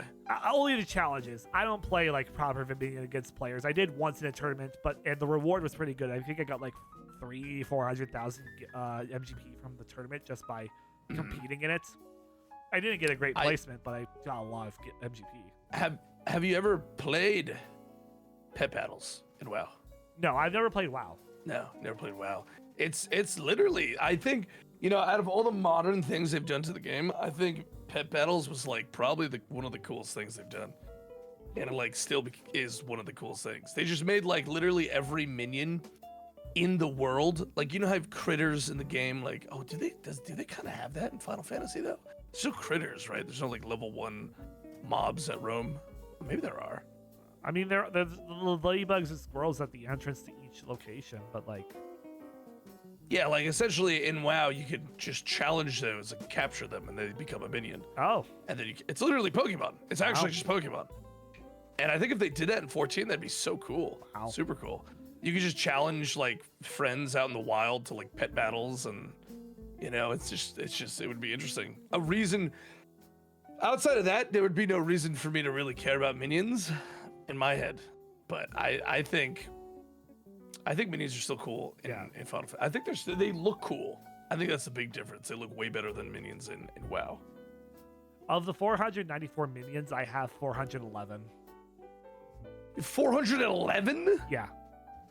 Which ones are you missing? Are they exclusive, or can they be obtained? How many of them are? Because there's not that much stuff in Final Fantasy that's... Yeah, no. So the ones that I'm missing are the ones that are included with like merchandise, which there are 3, 4, 5, 6, 7, 8, 9, 10, 11, 12,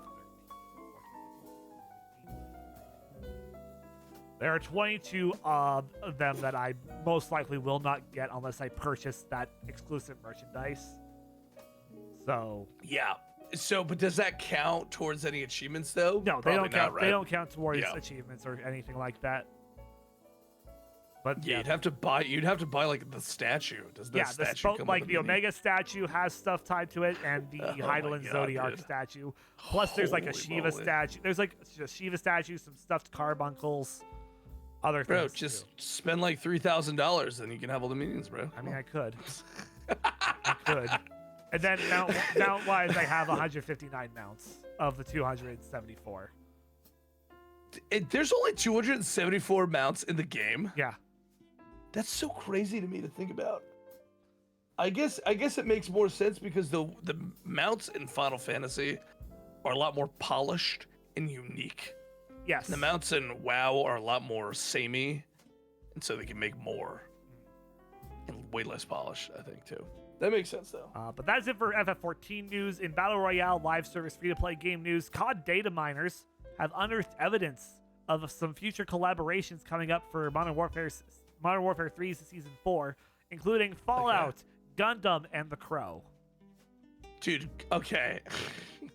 This goes back to the Tarkov skin stuff that we talked about earlier. Call of Duty's getting crazy with the skins. Insane with the skins. It's cool, though. It looks cool. I don't know. I think I tried to play Call of Duty recently, and I got killed, and it was Nicki Minaj or something. Oh yeah, Like, I think Nicki Minaj and Snoop Dogg are both skins in the game. yeah. Oh.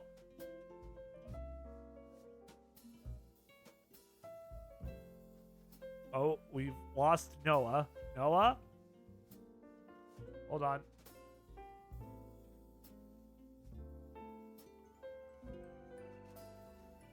We froze. Here's what we'll do. We're going to do this. Johnny. Oh, there we go. Hello? I can hear you again. Oh, wait, no. Uh-oh. I can hear him through there the we stream. go. Hello? I Oh, can there hear we you go. again. Back. Okay. Oh, wait, Back? no. I can hear him through the stream. Okay, I can hear you through stream. Oh, wait, no. I can hear you on your stream. That's what it is. I can't hear you on the Discord call. Hold on. Let me try something. I think I might just have to restart the call.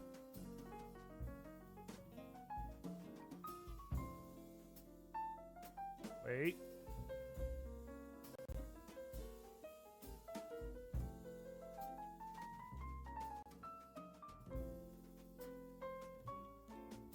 Hello? What is... Oh. Something happened. Oh, no.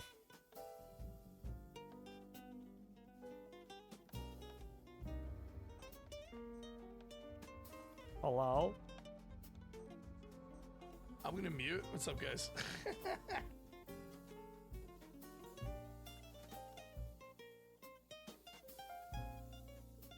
Why has this happened? Oh, God, I hate technical difficulties.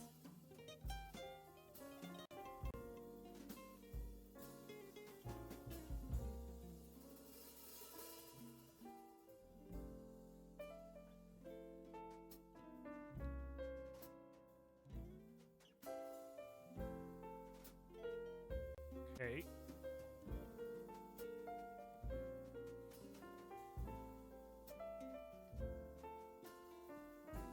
Oh no, this is a problem on my end!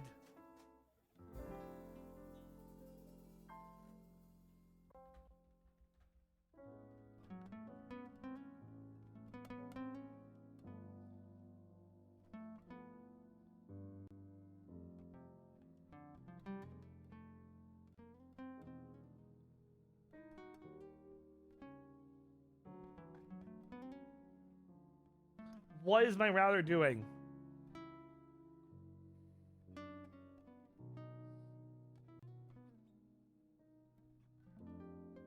Oh, there we go.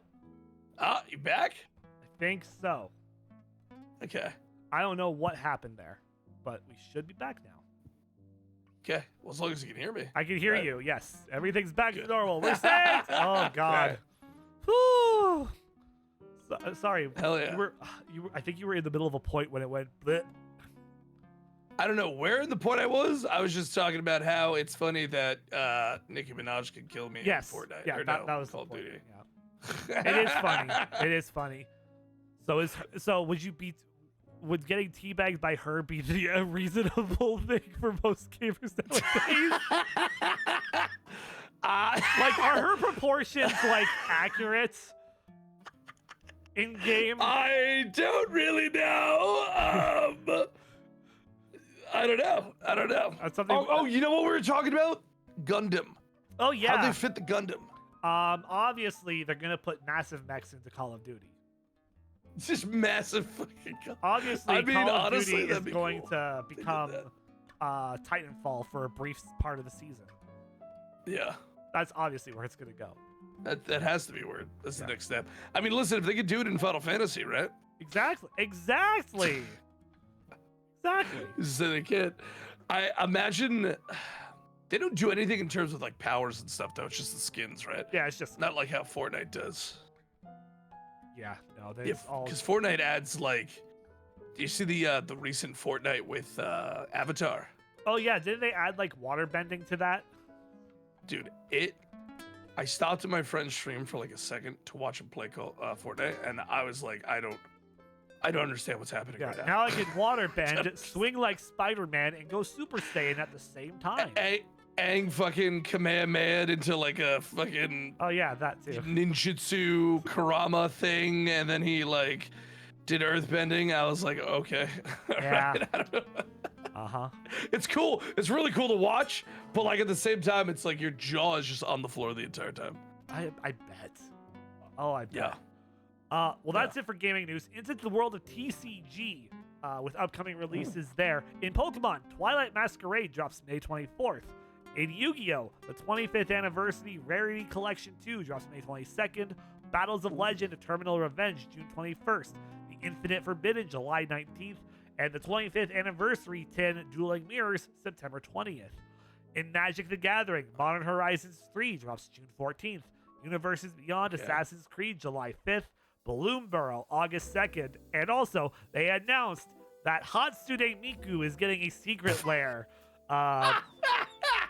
6 cards. Magic? Yep. Hatsune Miku in Magic the Gathering. 6 cards that you can pre-order starting May 13th. Okay. And in Disney's Lorcana's, Ursula's Return releases on May 31st. Dude, have you played Lorcana? I want to. It looks It's actually interesting. good. It looks It's really good. good. I want to get into it, but it's just like I need to see if there's like an online version of it. So I do have like an online thing that I have played with my friend. It's really jank and not official, Okay. but it's fun. It's cool. I ran a Cusco control deck. Cusco control. That's just a funny sentence to say. I ran a Cusco control deck, dude. I love TCG. Wait, so hold on. Hatsune Miku and Magic the Gathering. Yep, 6 cards that you can pre-order. Part of the secret layer of productions that they do every so often. Dude, that's insane. Hatsune Miku. That's insane. Dude, my cat is like really mad. Tuesday. Maybe just a hairball. She eats too fast, I think it is. She's been throwing up, man. My old cat Whiskers used to do that. It's just old cat stuff, right? They just don't. It becomes a struggle to know if it's like a sickness or they're just old. Yeah. And usually just old. But anyway, okay, so Hatsune Miku. The most recent thing I bought for Magic. Dude, Magic, there's so many cool crossovers happening. There is. Like, and, the Fallout everything. one just happened. Fallout was like supposed to be like really good with Commander format too. That's cool. Yeah, I bought the Doctor Who deck. I thought that was really sick that they collab with Doctor Who. I completely forgot about the Doctor Who collab. Dude, my wife freaked out. I freaked out. We immediately bought it. Like, we never buy anything, right? And we usually go into stores and we're like, oh, we don't need that. Oh, we don't need that. And we went into like Newberry Comics and we saw that and it was like the fastest purchase we've ever done. Nice. We fucking bought it immediately. Nice. It's pretty cool. And lastly, in tabletop news, Roll20 is coming as an activity to Discord. Roll20 Pro subscribers will get to test the beta, which is happening right now. Oh, that's so cool. Yeah, it's going to make D&D so much more. Oh my god. Less alt-tabbing into Roll20 from Discord. That's like one of the best ideas for activities. It absolutely is. Activities like the games that you can play within Discord, right? Yeah. Okay, yeah, that's perfect. Yeah, It's like, it I mean, is. that's how you play D&D nowadays. You should do Discord. Yeah. It's how I played Yeah. D&D for the Same. past years when I DM'd. I've DM'd 3 campaigns for my friends, and I'm working on a 4th one now after taking about a year-long hiatus from D&D because I got burned out. Yeah. I one of my old goals actually is to do a D&D campaign, like make one. So I might hit you up on how to do that. Hell yeah, dude. Because I've never done that Hell before. yeah, man. I've done a lot. I mean, the one I'm building right now is loosely based off around a very popular MMORPG, critically acclaimed. Oh, hold on. Critically acclaimed? Critically acclaimed. Critically acclaimed RuneScape original. No, Toontown critically acclaimed. You're either the race is that you got duck, mouse, elongated dog. Have you seen? I recently went to see if Toontown's still alive. It is. It is. It with is. like private servers. Yeah. It's weird. It's like a private official thing. Yeah, because weird. Disney shut down the original one. Like, Yeah. but it's Yeah, it's crazy to see that still going. I'm like, wow. They still do conventions for Toontown. That's crazy. That's a fuck. Can you even imagine a convention for Toontown? That's crazy, right? Before we get into the next segment of the podcast, I do have to quickly run to the washroom, so this would be a great time for people to take a restroom break. I will return momentarily, folks. Okay. Sounds good, Tony. Sounds good.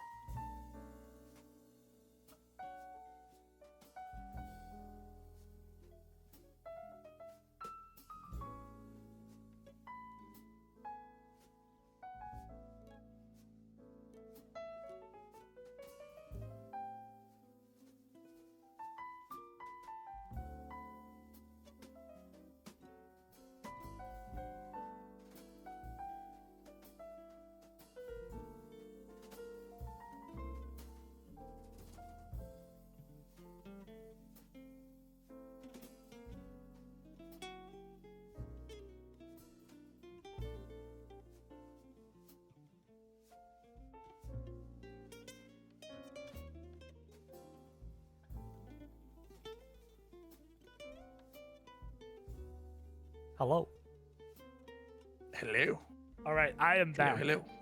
What's up, dude? I am back, and we can get into our next topic, next segment of the podcast. Here's everything that should be on your radar from May 6th to 19th. Okay. A bunch of games coming out. I'm about to rapid fire them, and what I've been doing with this season is I see how many I can get within one breath. Okay. Because there's a lot. Okay.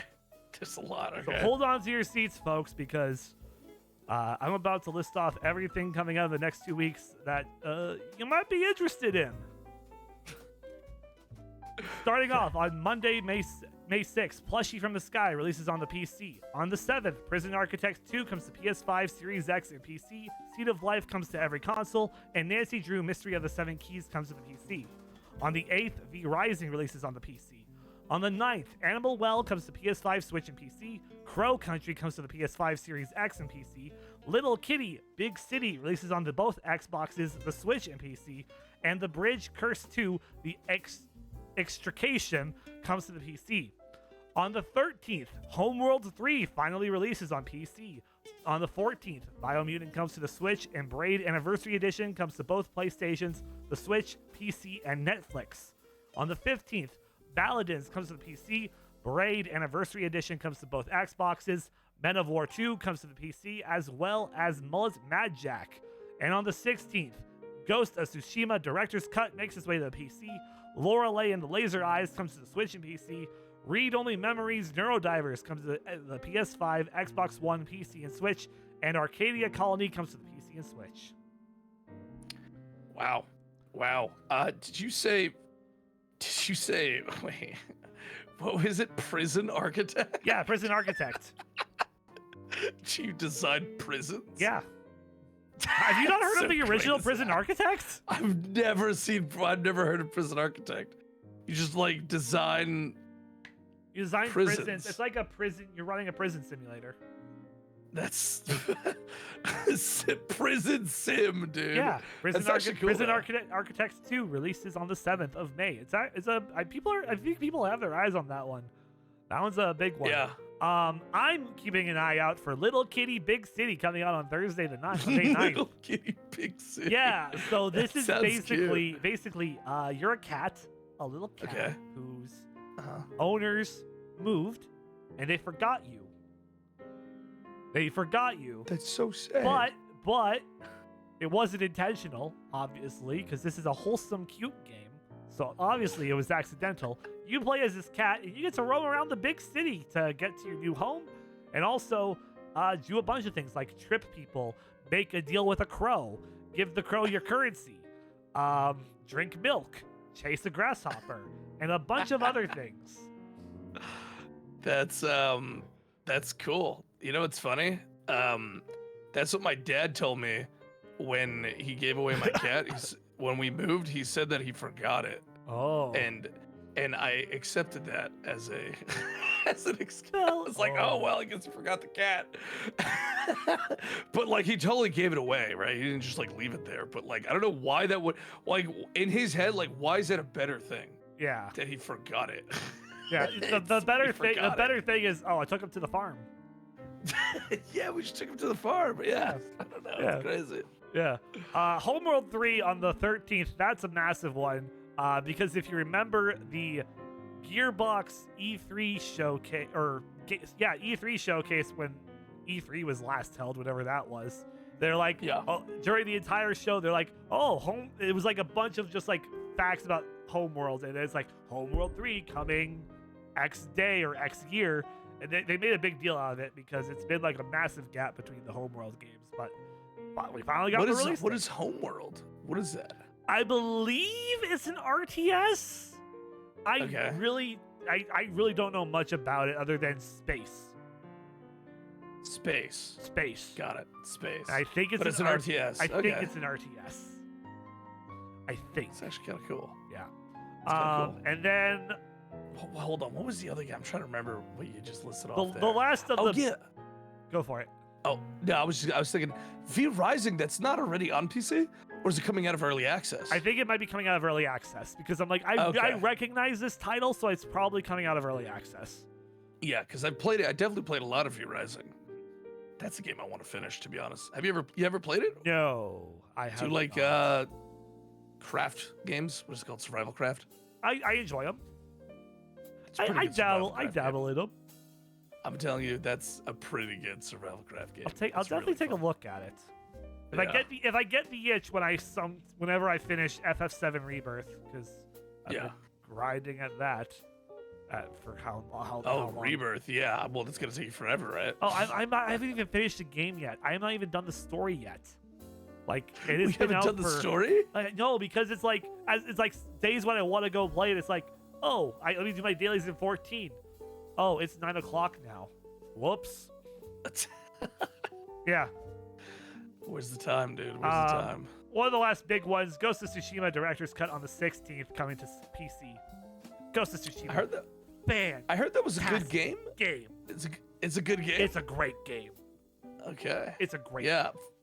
For me, I saw how it was played, and the gameplay didn't look that interesting to me, but I've heard so many good things about it. If you like the old school Assassin's Creed games and you like samurai, this is the game. Yeah. For you. This is like the perfect game for you. Okay.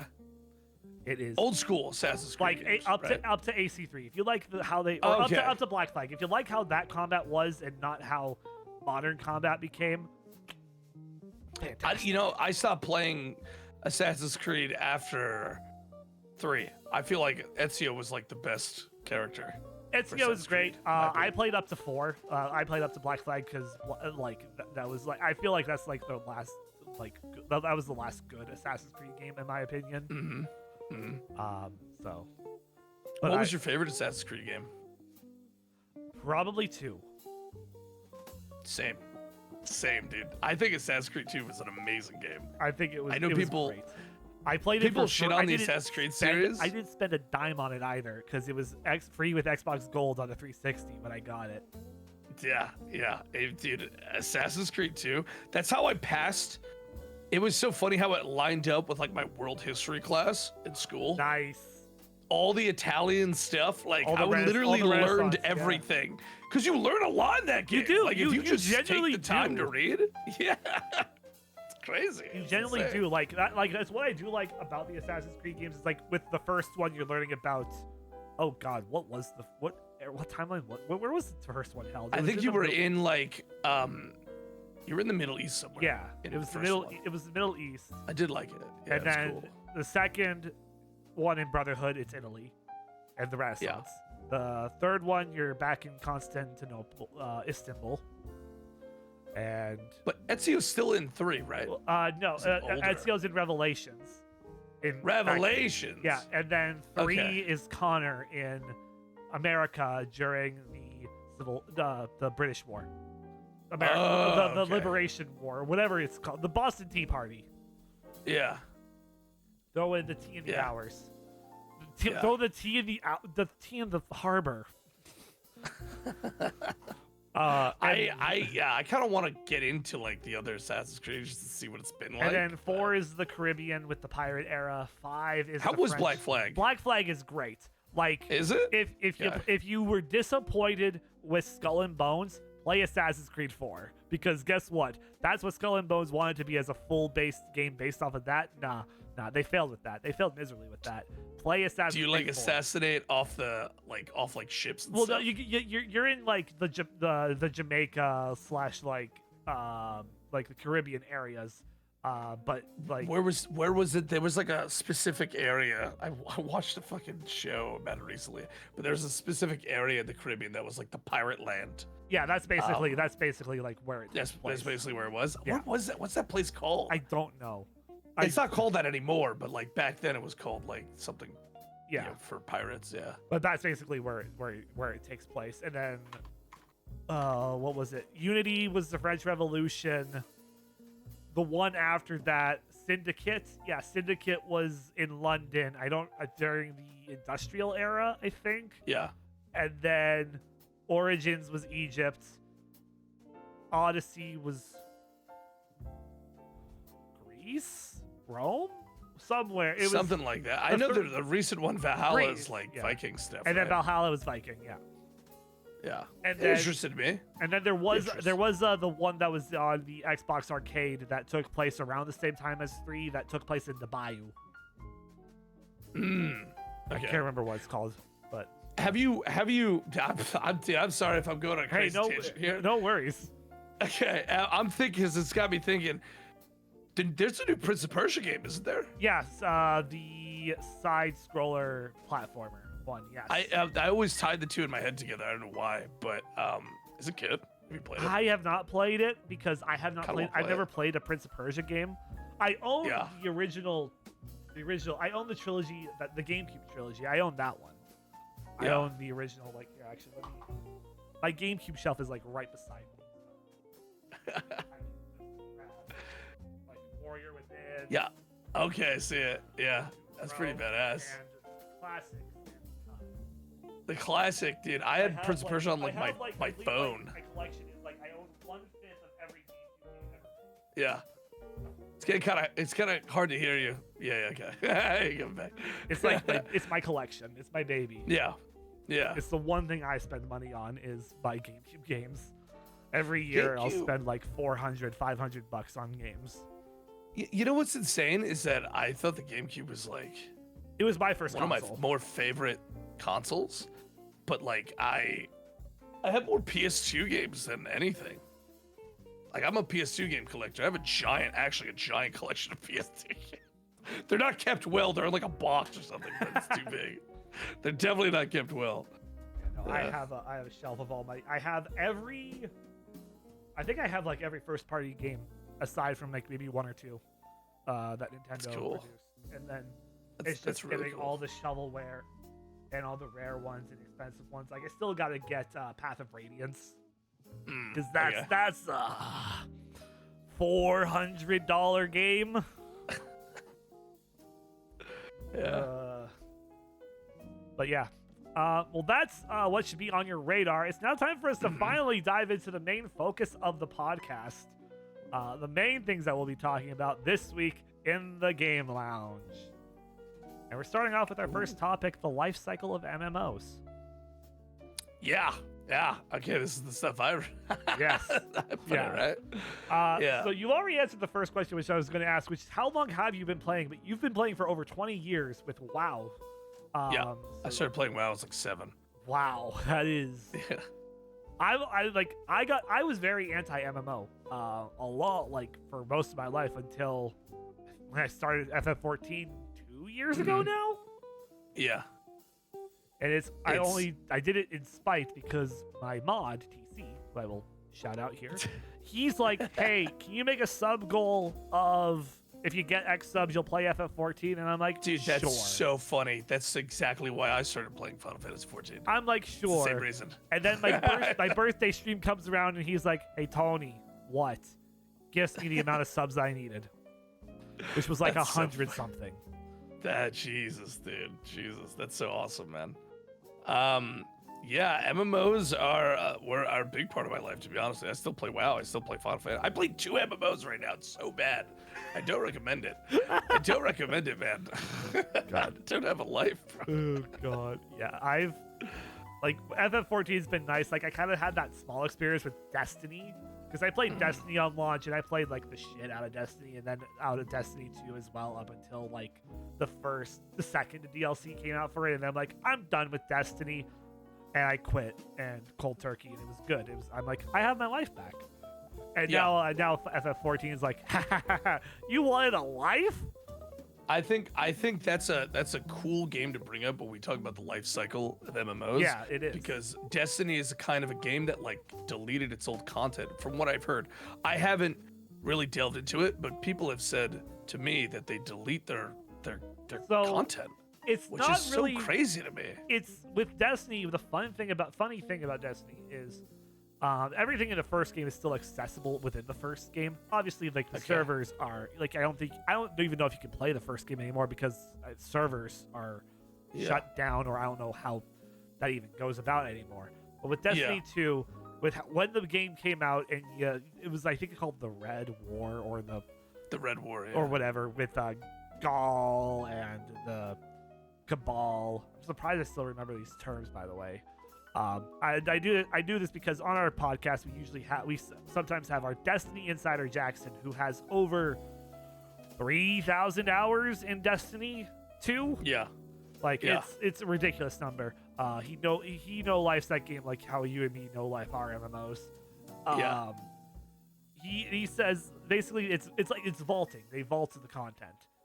Mm-hmm. Like how there's the Disney Vault. Well, you can't really play the older content. No, you can't. Right? The original base game of Destiny 2 is entirely, aside from like a tutorial mission to get you acquainted with everything, is essentially vaulted up.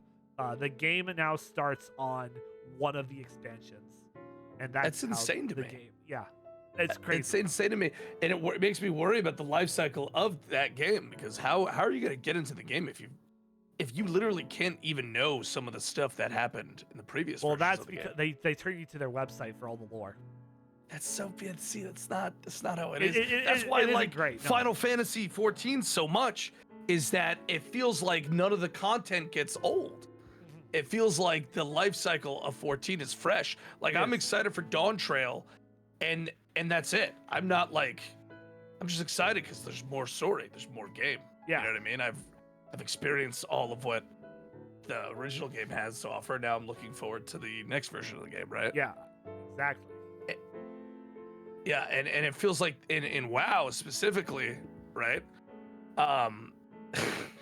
WoW's attempting with what I got from WoW's announcement of like when they announced all their next expansions, and what they're trying to do in Endwalker is what I'm understanding right now.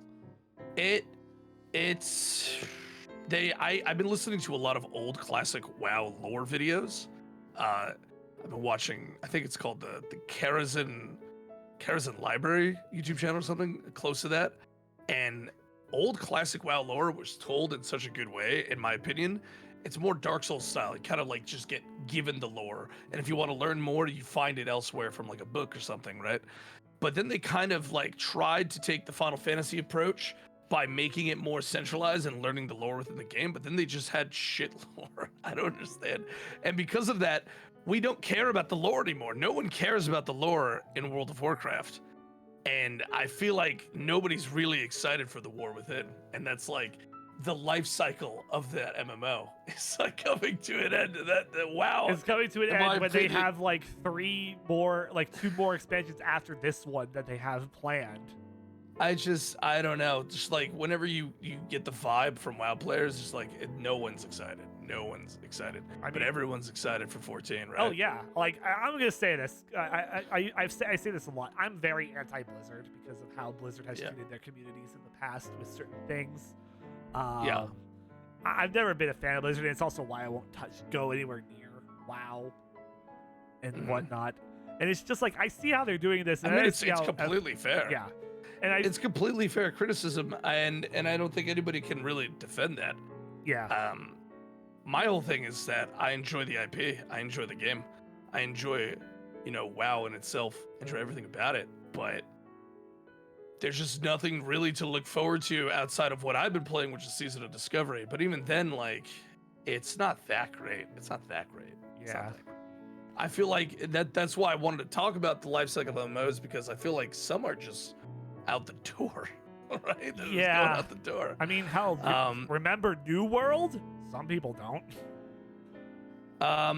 Yeah. Like I think MMOs in general are dying.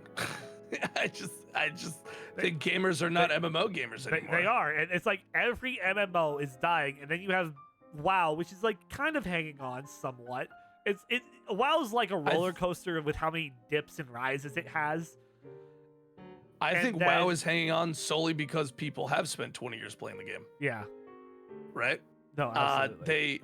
They recently made a change to Season of Discovery, which is it's really concerning for a lot, because their way of combating bots is that new players, a new account, cannot trade, cannot mail, and cannot access the auction house, so like the market board. Even if you pay for the game, you buy your subscription, whatever, you can't trade with another player for like a month. Jeez. Right? But like it scared everyone, like, why are you doing that? Such a stupid change. And then like you kind of come to the realization, oh, there's no new accounts being made. They don't care. Yeah. Yeah. They were like, they made that decision because they know that everyone playing this game right now is because they've been playing it for 20 years. You know what I mean? It's very rare to come into a contact with someone that's new to WoW. And I think WoW's getting carried by its older player base. Destiny 2 is I really can't speak on Destiny 2, but I think the whole idea, it just seems already hard to get into Destiny. It's a roller coaster. If there's a dying MMO community base, right? Like less people wanting to get into MMOs, I don't know how you're gonna get into Destiny. You see, Destiny is, I would say, the shooters MMO, because if you like first-person shooters, then yeah, Destiny 2 is free to play. And like most times now, like if you're lucky, some of the expansions will be free, like through sales or whatnot. So it's like a great time to nab those. And then you just play, do the raids, do the other things, and then you just wait for the next story thing to come out. Obviously, if you're a diehard who does all the PvP and everything for titles and everything, it's like, sure, there's that too. But like, then you're getting into the toxic side of Destiny, which is everybody complaining about balancing, weapon issues, everything, and them complaining, when's Final Shape coming out again? Because when that got delayed, everyone was in an uproar and everything. The only good thing about Destiny 2 is Nathan Fillion. Yeah, well, like these are all things that like people that already play know about, right? But like someone going in green doesn't know anything about the game.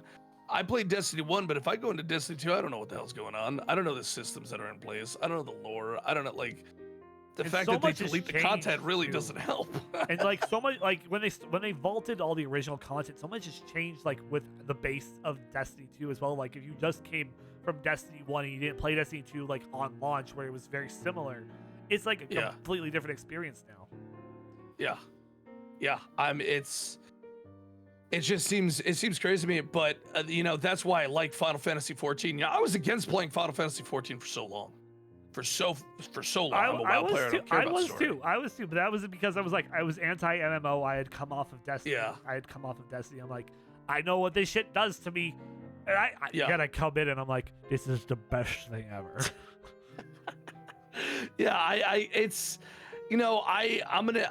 I'm not gonna say it's the best thing I've ever played, and I think it's a great game. I enjoy playing it. I love playing it.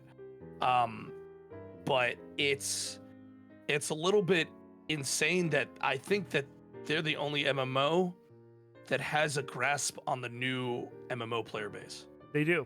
It's very new friendly. Like you have new players playing the game constantly, right? I feel like I have a higher chance of getting someone to like and enjoy and play Final Fantasy 14 than literally any other MMO I play. And the best right? thing is you can get these new players in with the free trial too. They don't have to spend. Oh, there's so many. They don't have to spend Exactly. a dime either to do it. Yeah, it's huge. Yeah, I mean, it's insane. I mean, like I like OSRS. I'll play OSRS, but like again, that comes back to the whole thing that's like older, no nostalgia. It's gonna be hard to get in play. I don't know how I'm gonna convince a friend of mine to play OSRS that's never even seen RuneScape or heard about RuneScape, right? Like he plays Call of Duty and is used to like Call of Duty graphics. Hey, you want to play this like old game OSRS, right? It's like it just seems that like no other MMO has the grasp on what an MMO should be and how to get new players into the game. I'm not saying OSRS is a bad game. I'm not saying Destiny 2 is a bad game, but in terms of like the life cycle of an MMO, there needs to be new players, right? There needs to be a new community coming in, and it's hard to think of at least another MMO off the top of my head that does that really. Yeah, it's hard to get. It definitely is like having an intro that's free to play is the great draw in, because it's like, oh, I've heard of this. Oh, it's free. Sure, I'll give it a shot. And then they're hoping that something within that starting thing hooks you. Now, I think FF14's downside of that intro is that you're starting with ARR, which to some people I think ARR is tough. It's tough. It is tough. Like it's tough, but I think the game does a great way of getting you into the game, like teaching you the game mechanics, teaching you how to play the game. They don't. It is tough. I mean, but I think that's with every MMO, right? Like, I trying to get my friend to level to 20 in World of Warcraft, right? They don't want to fucking do Durotar. They don't want to do Barons. Like, it's boring to them. Kill 10 boars, do this, do that, right? It's every MMO has that boring. I guess maybe Destiny 2 isn't really that boring because it's like kind of more of like a modern like shooter. Yeah, it's a modern shooter. You run and gun. Like it's pretty easy to get. I would say Destiny 2 has the benefit of like easiest gameplay wise to get into, because it might be something that if you've played shooters in the past, it's just like those. Yeah, you're into it, right? Yeah, easy to get like right in the zone. Whereas FF14, wow, it's a completely different. It's slower paced too. It is. I feel like a lot of gamers these days are not slower paced gamers, and that's fine. It's completely fine. It's just where it's moving, and I think anyone new interested into MMOs, like if I want to get my little brother into MMO, for example, I think I would start him with Final Fantasy. Yeah. Right. It's just one of those things. It is. It absolutely is. It absolutely is. And then you have the retention afterwards. It's like, okay, let's say you do get that hook of the new player in after post ARR and they've done all the story and whatnot. How do you keep them in afterwards with their sub? Is the daily content good? The weekly content good? The side content, raids? Yeah. You got. Yeah. That's where the quality. It's now like, where does the game have the quality? Yeah, well, I have a friend, he's also a mod, that is still in Heavensward. He's got 500 hours on the game. He's in Heavensward. He's never progressed past Heavensward. You know what I mean? Why? That's how much optional content is. Yeah. He's doing every beast tribe. He's doing everything. He's got the kettle. The kettle fist kettle, weapons. let's go! He's got the kettles. He's not even out of Heavensward. He has the kettles. You know what I mean? No, I love that. Kettle is sitting right outside my house. But it's outdoor furnishing. It's badass. Like there's so much shit you can do before you even think about progressing to the next stage of the game, right? And that's all free content too. That's all free content. So when I finished Shadowbringers, I waited like 3 months before I started Endwalker. Because I was doing side content. I wanted to do so much. It was like, I want to finish all these quests. I wanted to finish all the Crystarium quests. I wanted to do X things, do the deep dungeon, all that stuff. And before Dawn Trail hits, I still want to kind of finish, like the big ones now. It's like, I want to finish Baja, I want to finish Eureka. And I'm close to both. Baja, I'm closer to. I still have like 9 levels I have to hit in Eureka, but it's like, I want to get this stuff done. Baja was really cool.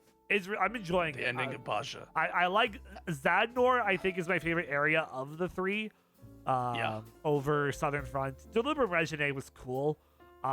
It's gonna suck when I have to do the Savage of that for the Cerberus mount. I did the Savage of it for the Cerberus mount. I got dragged through it. For sure, That's probably I gonna was be a my walking case. corpse. That's probably gonna be. I'll switch to Dragoon so I can fit the floor tank description. But I think the idea of that, like, I feel like Final Fantasy is not scared to do things. Yeah, and they're I think definitely. that's really I mean, cool. hell, You go first. You go first. I was thinking, right? They're not afraid to do things because they just make it optional. They just make it so optional that it's like, if you don't like it, well, don't do it. Yeah. Right? Yeah.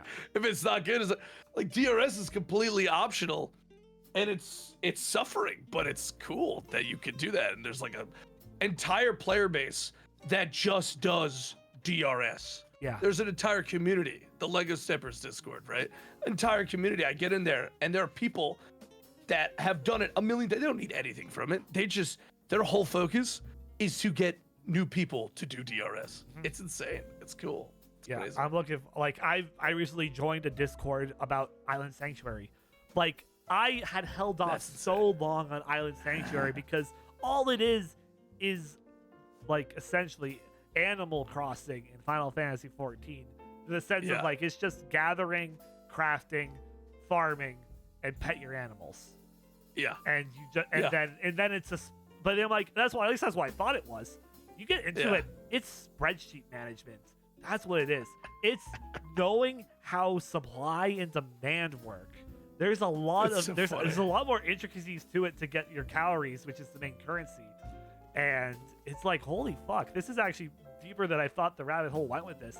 It's super cool, and there's a lot of mounts to in it, especially there's that. Well, that's what's funny. It's like, that content normally does not appeal to me in any type, way, shape, or form. The way they appeal it, hey, there's like 50 mounts. Okay, now I want to do Island Sanctuary. Yeah, you know what I mean? You have all of the what are they called? The Mandragora mounts are tied to this. There's the Garland motorcycle, Flat Fuck Friday. That's a mount. That's what I call the. What is it, alligator? The alligator. Yeah. I call it flat. You know what's funny? I don't even know that there's that mount in that game. Yeah. I know you said Flat Fuck Friday. I'm like, so it's an alligator mount. Yes. Got it. Yeah. Yes. That's what I called it. The second they announced that was happening, I'm like, Flat Fuck Friday is real. Let's go. It's so funny. And then there's like one other one that's like 100,000 calories to get. I can't remember. I think it's like a better motorcycle. I can't remember. It's like the red motorcycle, I think. I think you're right. That you can people can ride on. Yeah. It's got like a little back. Like a little tractor. Yeah, that's so I'm working towards all of those currently. And it's a daily grind. Like, you are on there daily to do everything that you need to maximize that. Now, there is like a lazy man's spreadsheet that they make for it too, which is like, you can play how you want to play, but like it does require a time sink daily, which is crazy. Yeah, it is insane. I think that it's crazy that there's so much to that, and that's only one little tiny specific part of the game that will forever be relevant. Yeah. Right? Forever be relevant. I think that's the main takeaway from a lot of that, material and content in Final Fantasy 14. Can't wait. That everything stays relevant. I can't wait when Dawn Even Trail. The raids stay relevant. Yeah, they do. I still need to clear the rest of my Eden Savages. I've done 8 and 12 and the first 4. I need to do all the other odd number ones in there. And then I can say finally I'm done with Eden. Yeah. But like, I'm going through excited. sync sounds cool to me too. You know what I mean? You see, okay, I understand why people do them synced. I could never do them synced because I know I am not good enough to do that shit synced. I think it's more like I think you are though. I think a lot of people are. I think there's just I think the most I'll do is an Unreal. It's a lot to do. It is. I think the most I'll do ever on a raid wide scale is the Unreals, because a part of me wants to clear an Unreal and play Faux Hollows, because I've never played Faux Hollows yet because I've never cleared an Unreal. Yeah. But you never cleared an Unreal before? No, never cleared one. No. Well, have you done an extreme synced? I've done no. Oh, you haven't done an extreme synced. Oh, no. Okay. Yeah. Yes, I have. I did Moogle synced. Moogle synced, yeah. Fuck that trial. Moogle was it was stupid. Dude, Yeah, no, I did Thord Instinct, and apparently that's like the same as what the Unreal is. Yeah, I mean, For the extreme. when we attempted the Unreal like during the Subathon as well, like a little Yeah. bit, and I'm like, oh, this is actually, I'm like, wow, we're actually making some good prog here. Like, I felt afterwards, I felt more confident in myself afterwards. I will say that. Yeah, yeah, yeah. No, I mean it's cool. I mean I don't know. I think it's cool. The thing about 14 is that a lot of the mechanics are like just repetition and learning, and some of them are kind of more like abstract. You have to think about more. Like I've been looking at mechanics in Top, the Omega God. Protocol, and like it just requires like a really different way of thinking. It does. You know what I mean? That I'm just not. I think that's cool. I think that's the cool thing about it is like to think differently about a fight. It's I'm so used to like the same slop that I've been rating in WoW for like fucking 20 Yeah. years. Goes to is a think top. differently about a fight like that, it's like, oh, okay, that's cool. Oh, okay. Yeah, goes is a Yeah. top. Wait, why am I seeing all these PlayStation icons? I thought I was playing on PC. Insane, bro. Which is that's the funnier thing is like you gotta remember FF14 was originally for PlayStation 3. Really? Yeah. Like, only? Like, exclusively? What? I didn't know. Wait, really? Yeah. I didn't know that at all. Yeah. That's actually so funny. It started off as a PS3. When did it go to PC? I believe it was around 2.0 that they put it on PC as well. That's... Or maybe it was. Okay. I might be I might be bullshitting this, but I honestly don't remember. But I believe like 1.0. It was no, it was in tandem. It was PS3 and PC, which is why I think what you're trying to remember is the fact that the game was built for like, PS3. for PCS3. Yeah. Yeah. So the game still played clunky or something like that. All and the then way. they're like kind of trying to go away from the PS3 stuff, right? Yeah. And now it's on PS4, 5, and Xbox as well. Yeah. It's crazy like that's done that. Maybe that's what World of Warcraft needs is to just put it on console.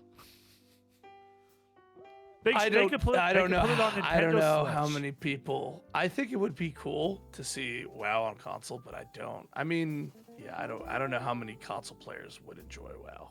To be honest with you, I don't know. I don't know, man. Retail. You know what? I could be completely proven wrong with the War Within, and they could completely change the game and make it amazing. But we'll just have to see. Every time I hold out hope for that game, it disappoints me in the worst way possible. Oh, And no. it's like, after like the 6th time, you gotta just kind of be like, we'll see. Well, we will see because if the War Within, that's what it's called, right? Yeah, the War If Within. it does good with what Blizzard says, this is essentially their Stormblood that they're about to enter, and then the next two are their Shadowbringers and Endwalker, from what I understood of their I think with roadmap. the problem with WoW lore and WoW stuff is that they retcon a lot of things too, just to fit the narrative. So nar. yeah, it's if you go through like classic WoW lore and without all that shit, some stuff doesn't make sense, but it goes really deep, really like unnecessarily deep with a lot of things. I listened to a whole thing on Duskwood, which is like one zone, and it's like going into different characters that I've never even heard of, but they're just like random like mobs that you encounter in the woods, and you kill it and you just go on with your, you don't fucking care about anything about it, right?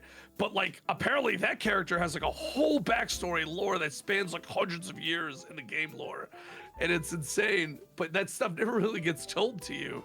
You kind of find it out in the books or read it elsewhere and stuff like that. I think if WoW did story like the way Final Fantasy does, it might actually save the game in a lot of ways. Like make it interesting and make it Possibly. concise, make an MSQ that you can do and make the raids optional. Like they should just copy. Dude, honestly, WoW made their whole like game off of just copying other games. They should just copy Final Fantasy 14. Who cares? Just copy them. I don't care. Just make it better. That might be a solution they need. Is there Yeah, anything else okay. you wanted to add on the MMO cycle? No, I will say this. I do have to go in like 20 minutes. Okay, in that So case, if we then can finish we'll something. start. In that case, we'll start wrapping it up. Then we'll skip on the second topic of the day and get right into Okay. the bonus level. Oh, nice. Where What is we the bonus where level? we kick it off with this week in gaming history. From May 6th to 19th, here's what happened in the past. Okay. Starting off May 6th, 1998, Sony released the DualShock controller for the PlayStation. Okay.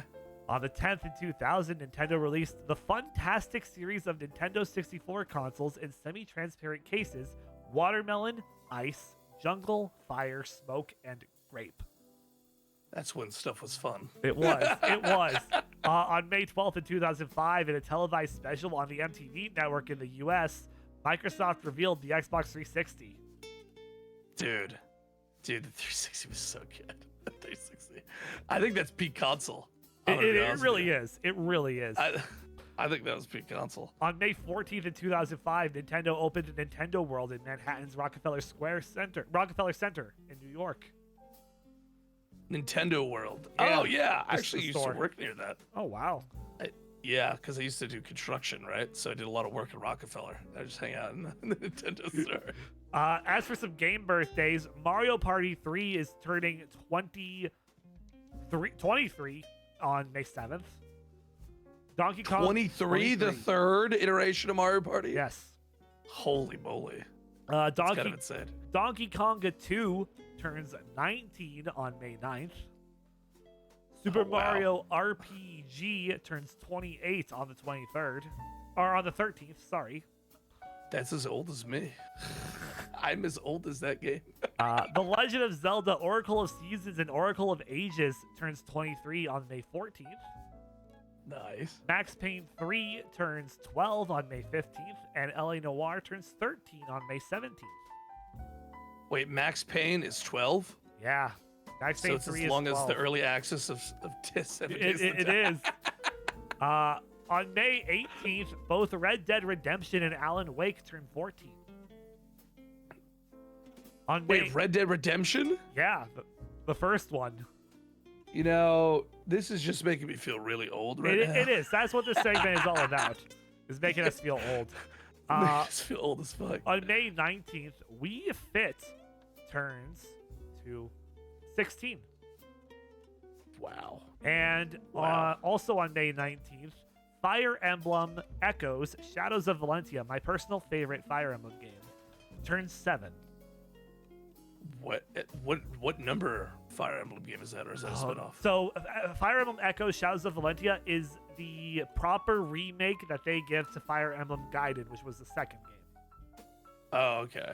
It's a great game. I've never played Fantastic. a single Fire Emblem game. I have to play one now, though. You should put that on the wheel. No, it's already. I have to. Okay. Oh, you have to. I Oh, have okay. to play one. I'm gonna let Chad choose. Okay. Is it like Kingdom Hearts though, where No, I have to this play the is- first this one? Is this is an entire. This is a game. It's like Final Fantasy, where like each game is its own story. Okay. Aside from Path of Radiance and Radiant Dawn, those are like that's the first one in a sequel. Okay. Yeah, that's like I think the only one that's like. What do you that. recommend for Fire Emblem? I'd recommend either the first one or Sacred Stone. Sacred Stones. Sacred Stone. Yeah. Okay. And by the first one, I mean the one for the GBA, which is Burning Blade or Blazing Blade. I can't remember which one exactly. But those are the one. Any of the Game Boy ones, I would say, is a good first one to get into it. Sounds very Roy. Yeah. related. The Burning. It's actually the one. Oh God. Whichever one it is, the Blazing Sword or the Burning Sword, it's actually his father, Ellawood. That's the main character. Yeah. And Lynn. Yeah. It's. I only know Fire Emblem characters from Smash exclusively. Yeah. It's kind of weird to think about that. We're gonna pass on top 5 today because it'll take a bit long there, but we're gonna go right to head. 2 games enter, 1 game leaves. 2 games that I've given to you, Noah, are Final Fantasy X versus Final Fantasy 14. Wait, which one leaves? Which one wins? Who loses this fight? Oh, in your opinion? 10 loses. 10 I really like that game a lot. I have a fucking wall scroll of it right over there. Like, I love Final Fantasy X, but 14, and I don't want to be too much of like a 14 Andy, but I think the game is really just good, objectively good. There's very, very little wrong with it, whereas 10, I think, desperately needs a remake. Playing it now, and it's... Well, it got the remake. It got the 10-10-2 HD remake. Okay, all right. No, that's the remaster. Oh, fair enough. Potato. That's not the remake. 10 I feel doesn't need a remake. No, I mean like a remake like how 7? they done with like 7. Yeah. Okay.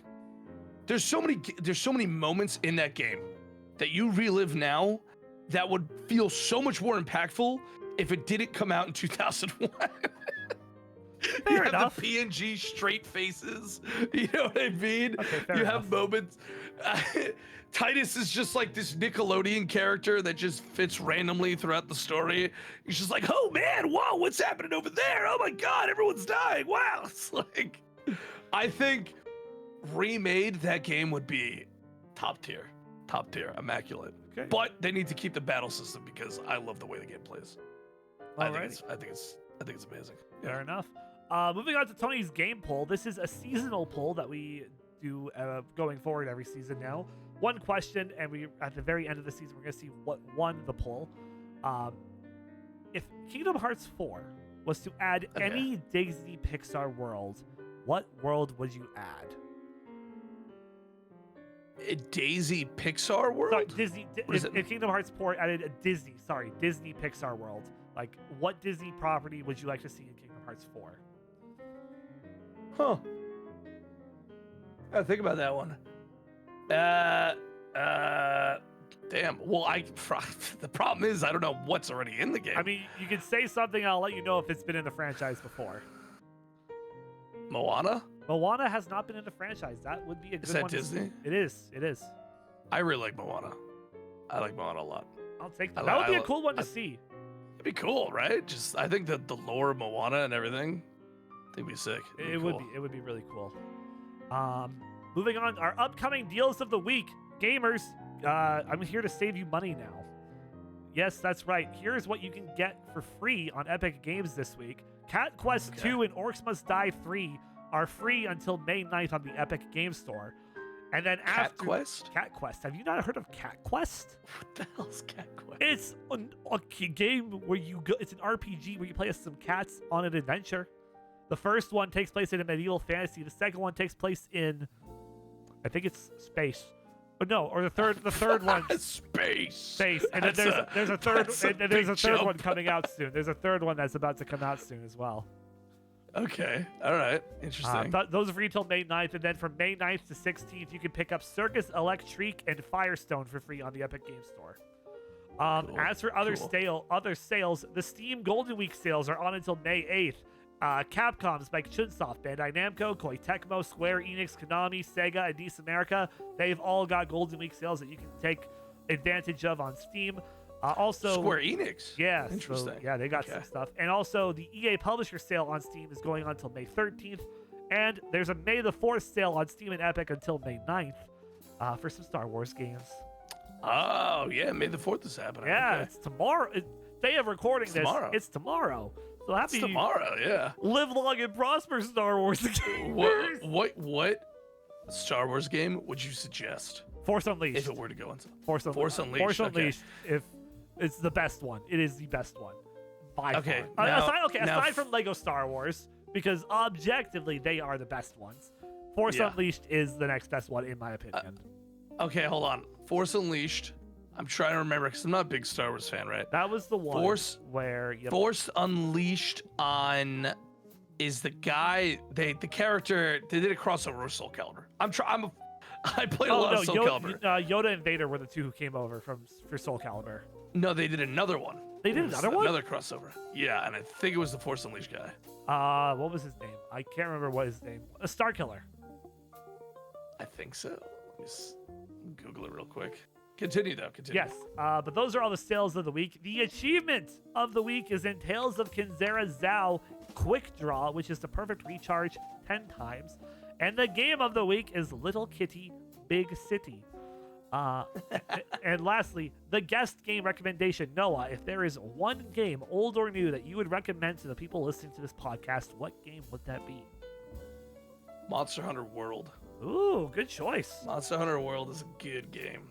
Good choice. It's in my backlog. It's a good game. It's in my backlog. It should be in your front log, my friend. I'm playing too much Final Fantasy, and I want to play Stardew's new update too. They have a Final Fantasy 14 collab. I know. In the game. Oh wait, actually? Yes. Oh, so that's the equivalent of how they got. Wow. Okay. Well, fuck. Now I gotta play it for the lore. No, you need to. They actually have like lore in it. What it's do you cool. hunt? What do you even hunt from 14? Because I'm assuming it's the behemoth. Oh, that makes sense. It's crazy. That makes sense. And they have the extremeth for the hard mode. The extremeth? It's called the extremeth. I love that name. That is great. It's sick, dude. I love World. Honestly, I'm a big World simp. It's one of my favorite games of all time, and I think it's so good. It's so good. Nice. It's like the perfect mix of modern and old.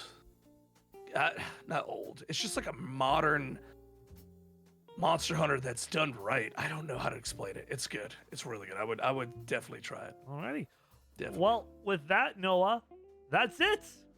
We've made it to the end. Sounds good, dude. Dude, that was great. Where Noah, really fun, before man. we fully wrap, where can we find you on the internet? Oh, the internet? I just stream on Twitch, honestly.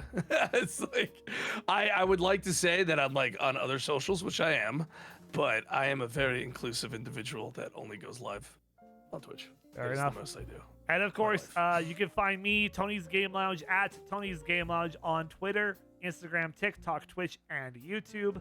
That is where you can find me.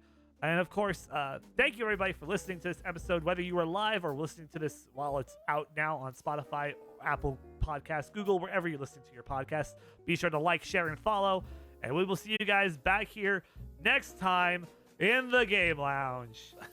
Bye. Bye.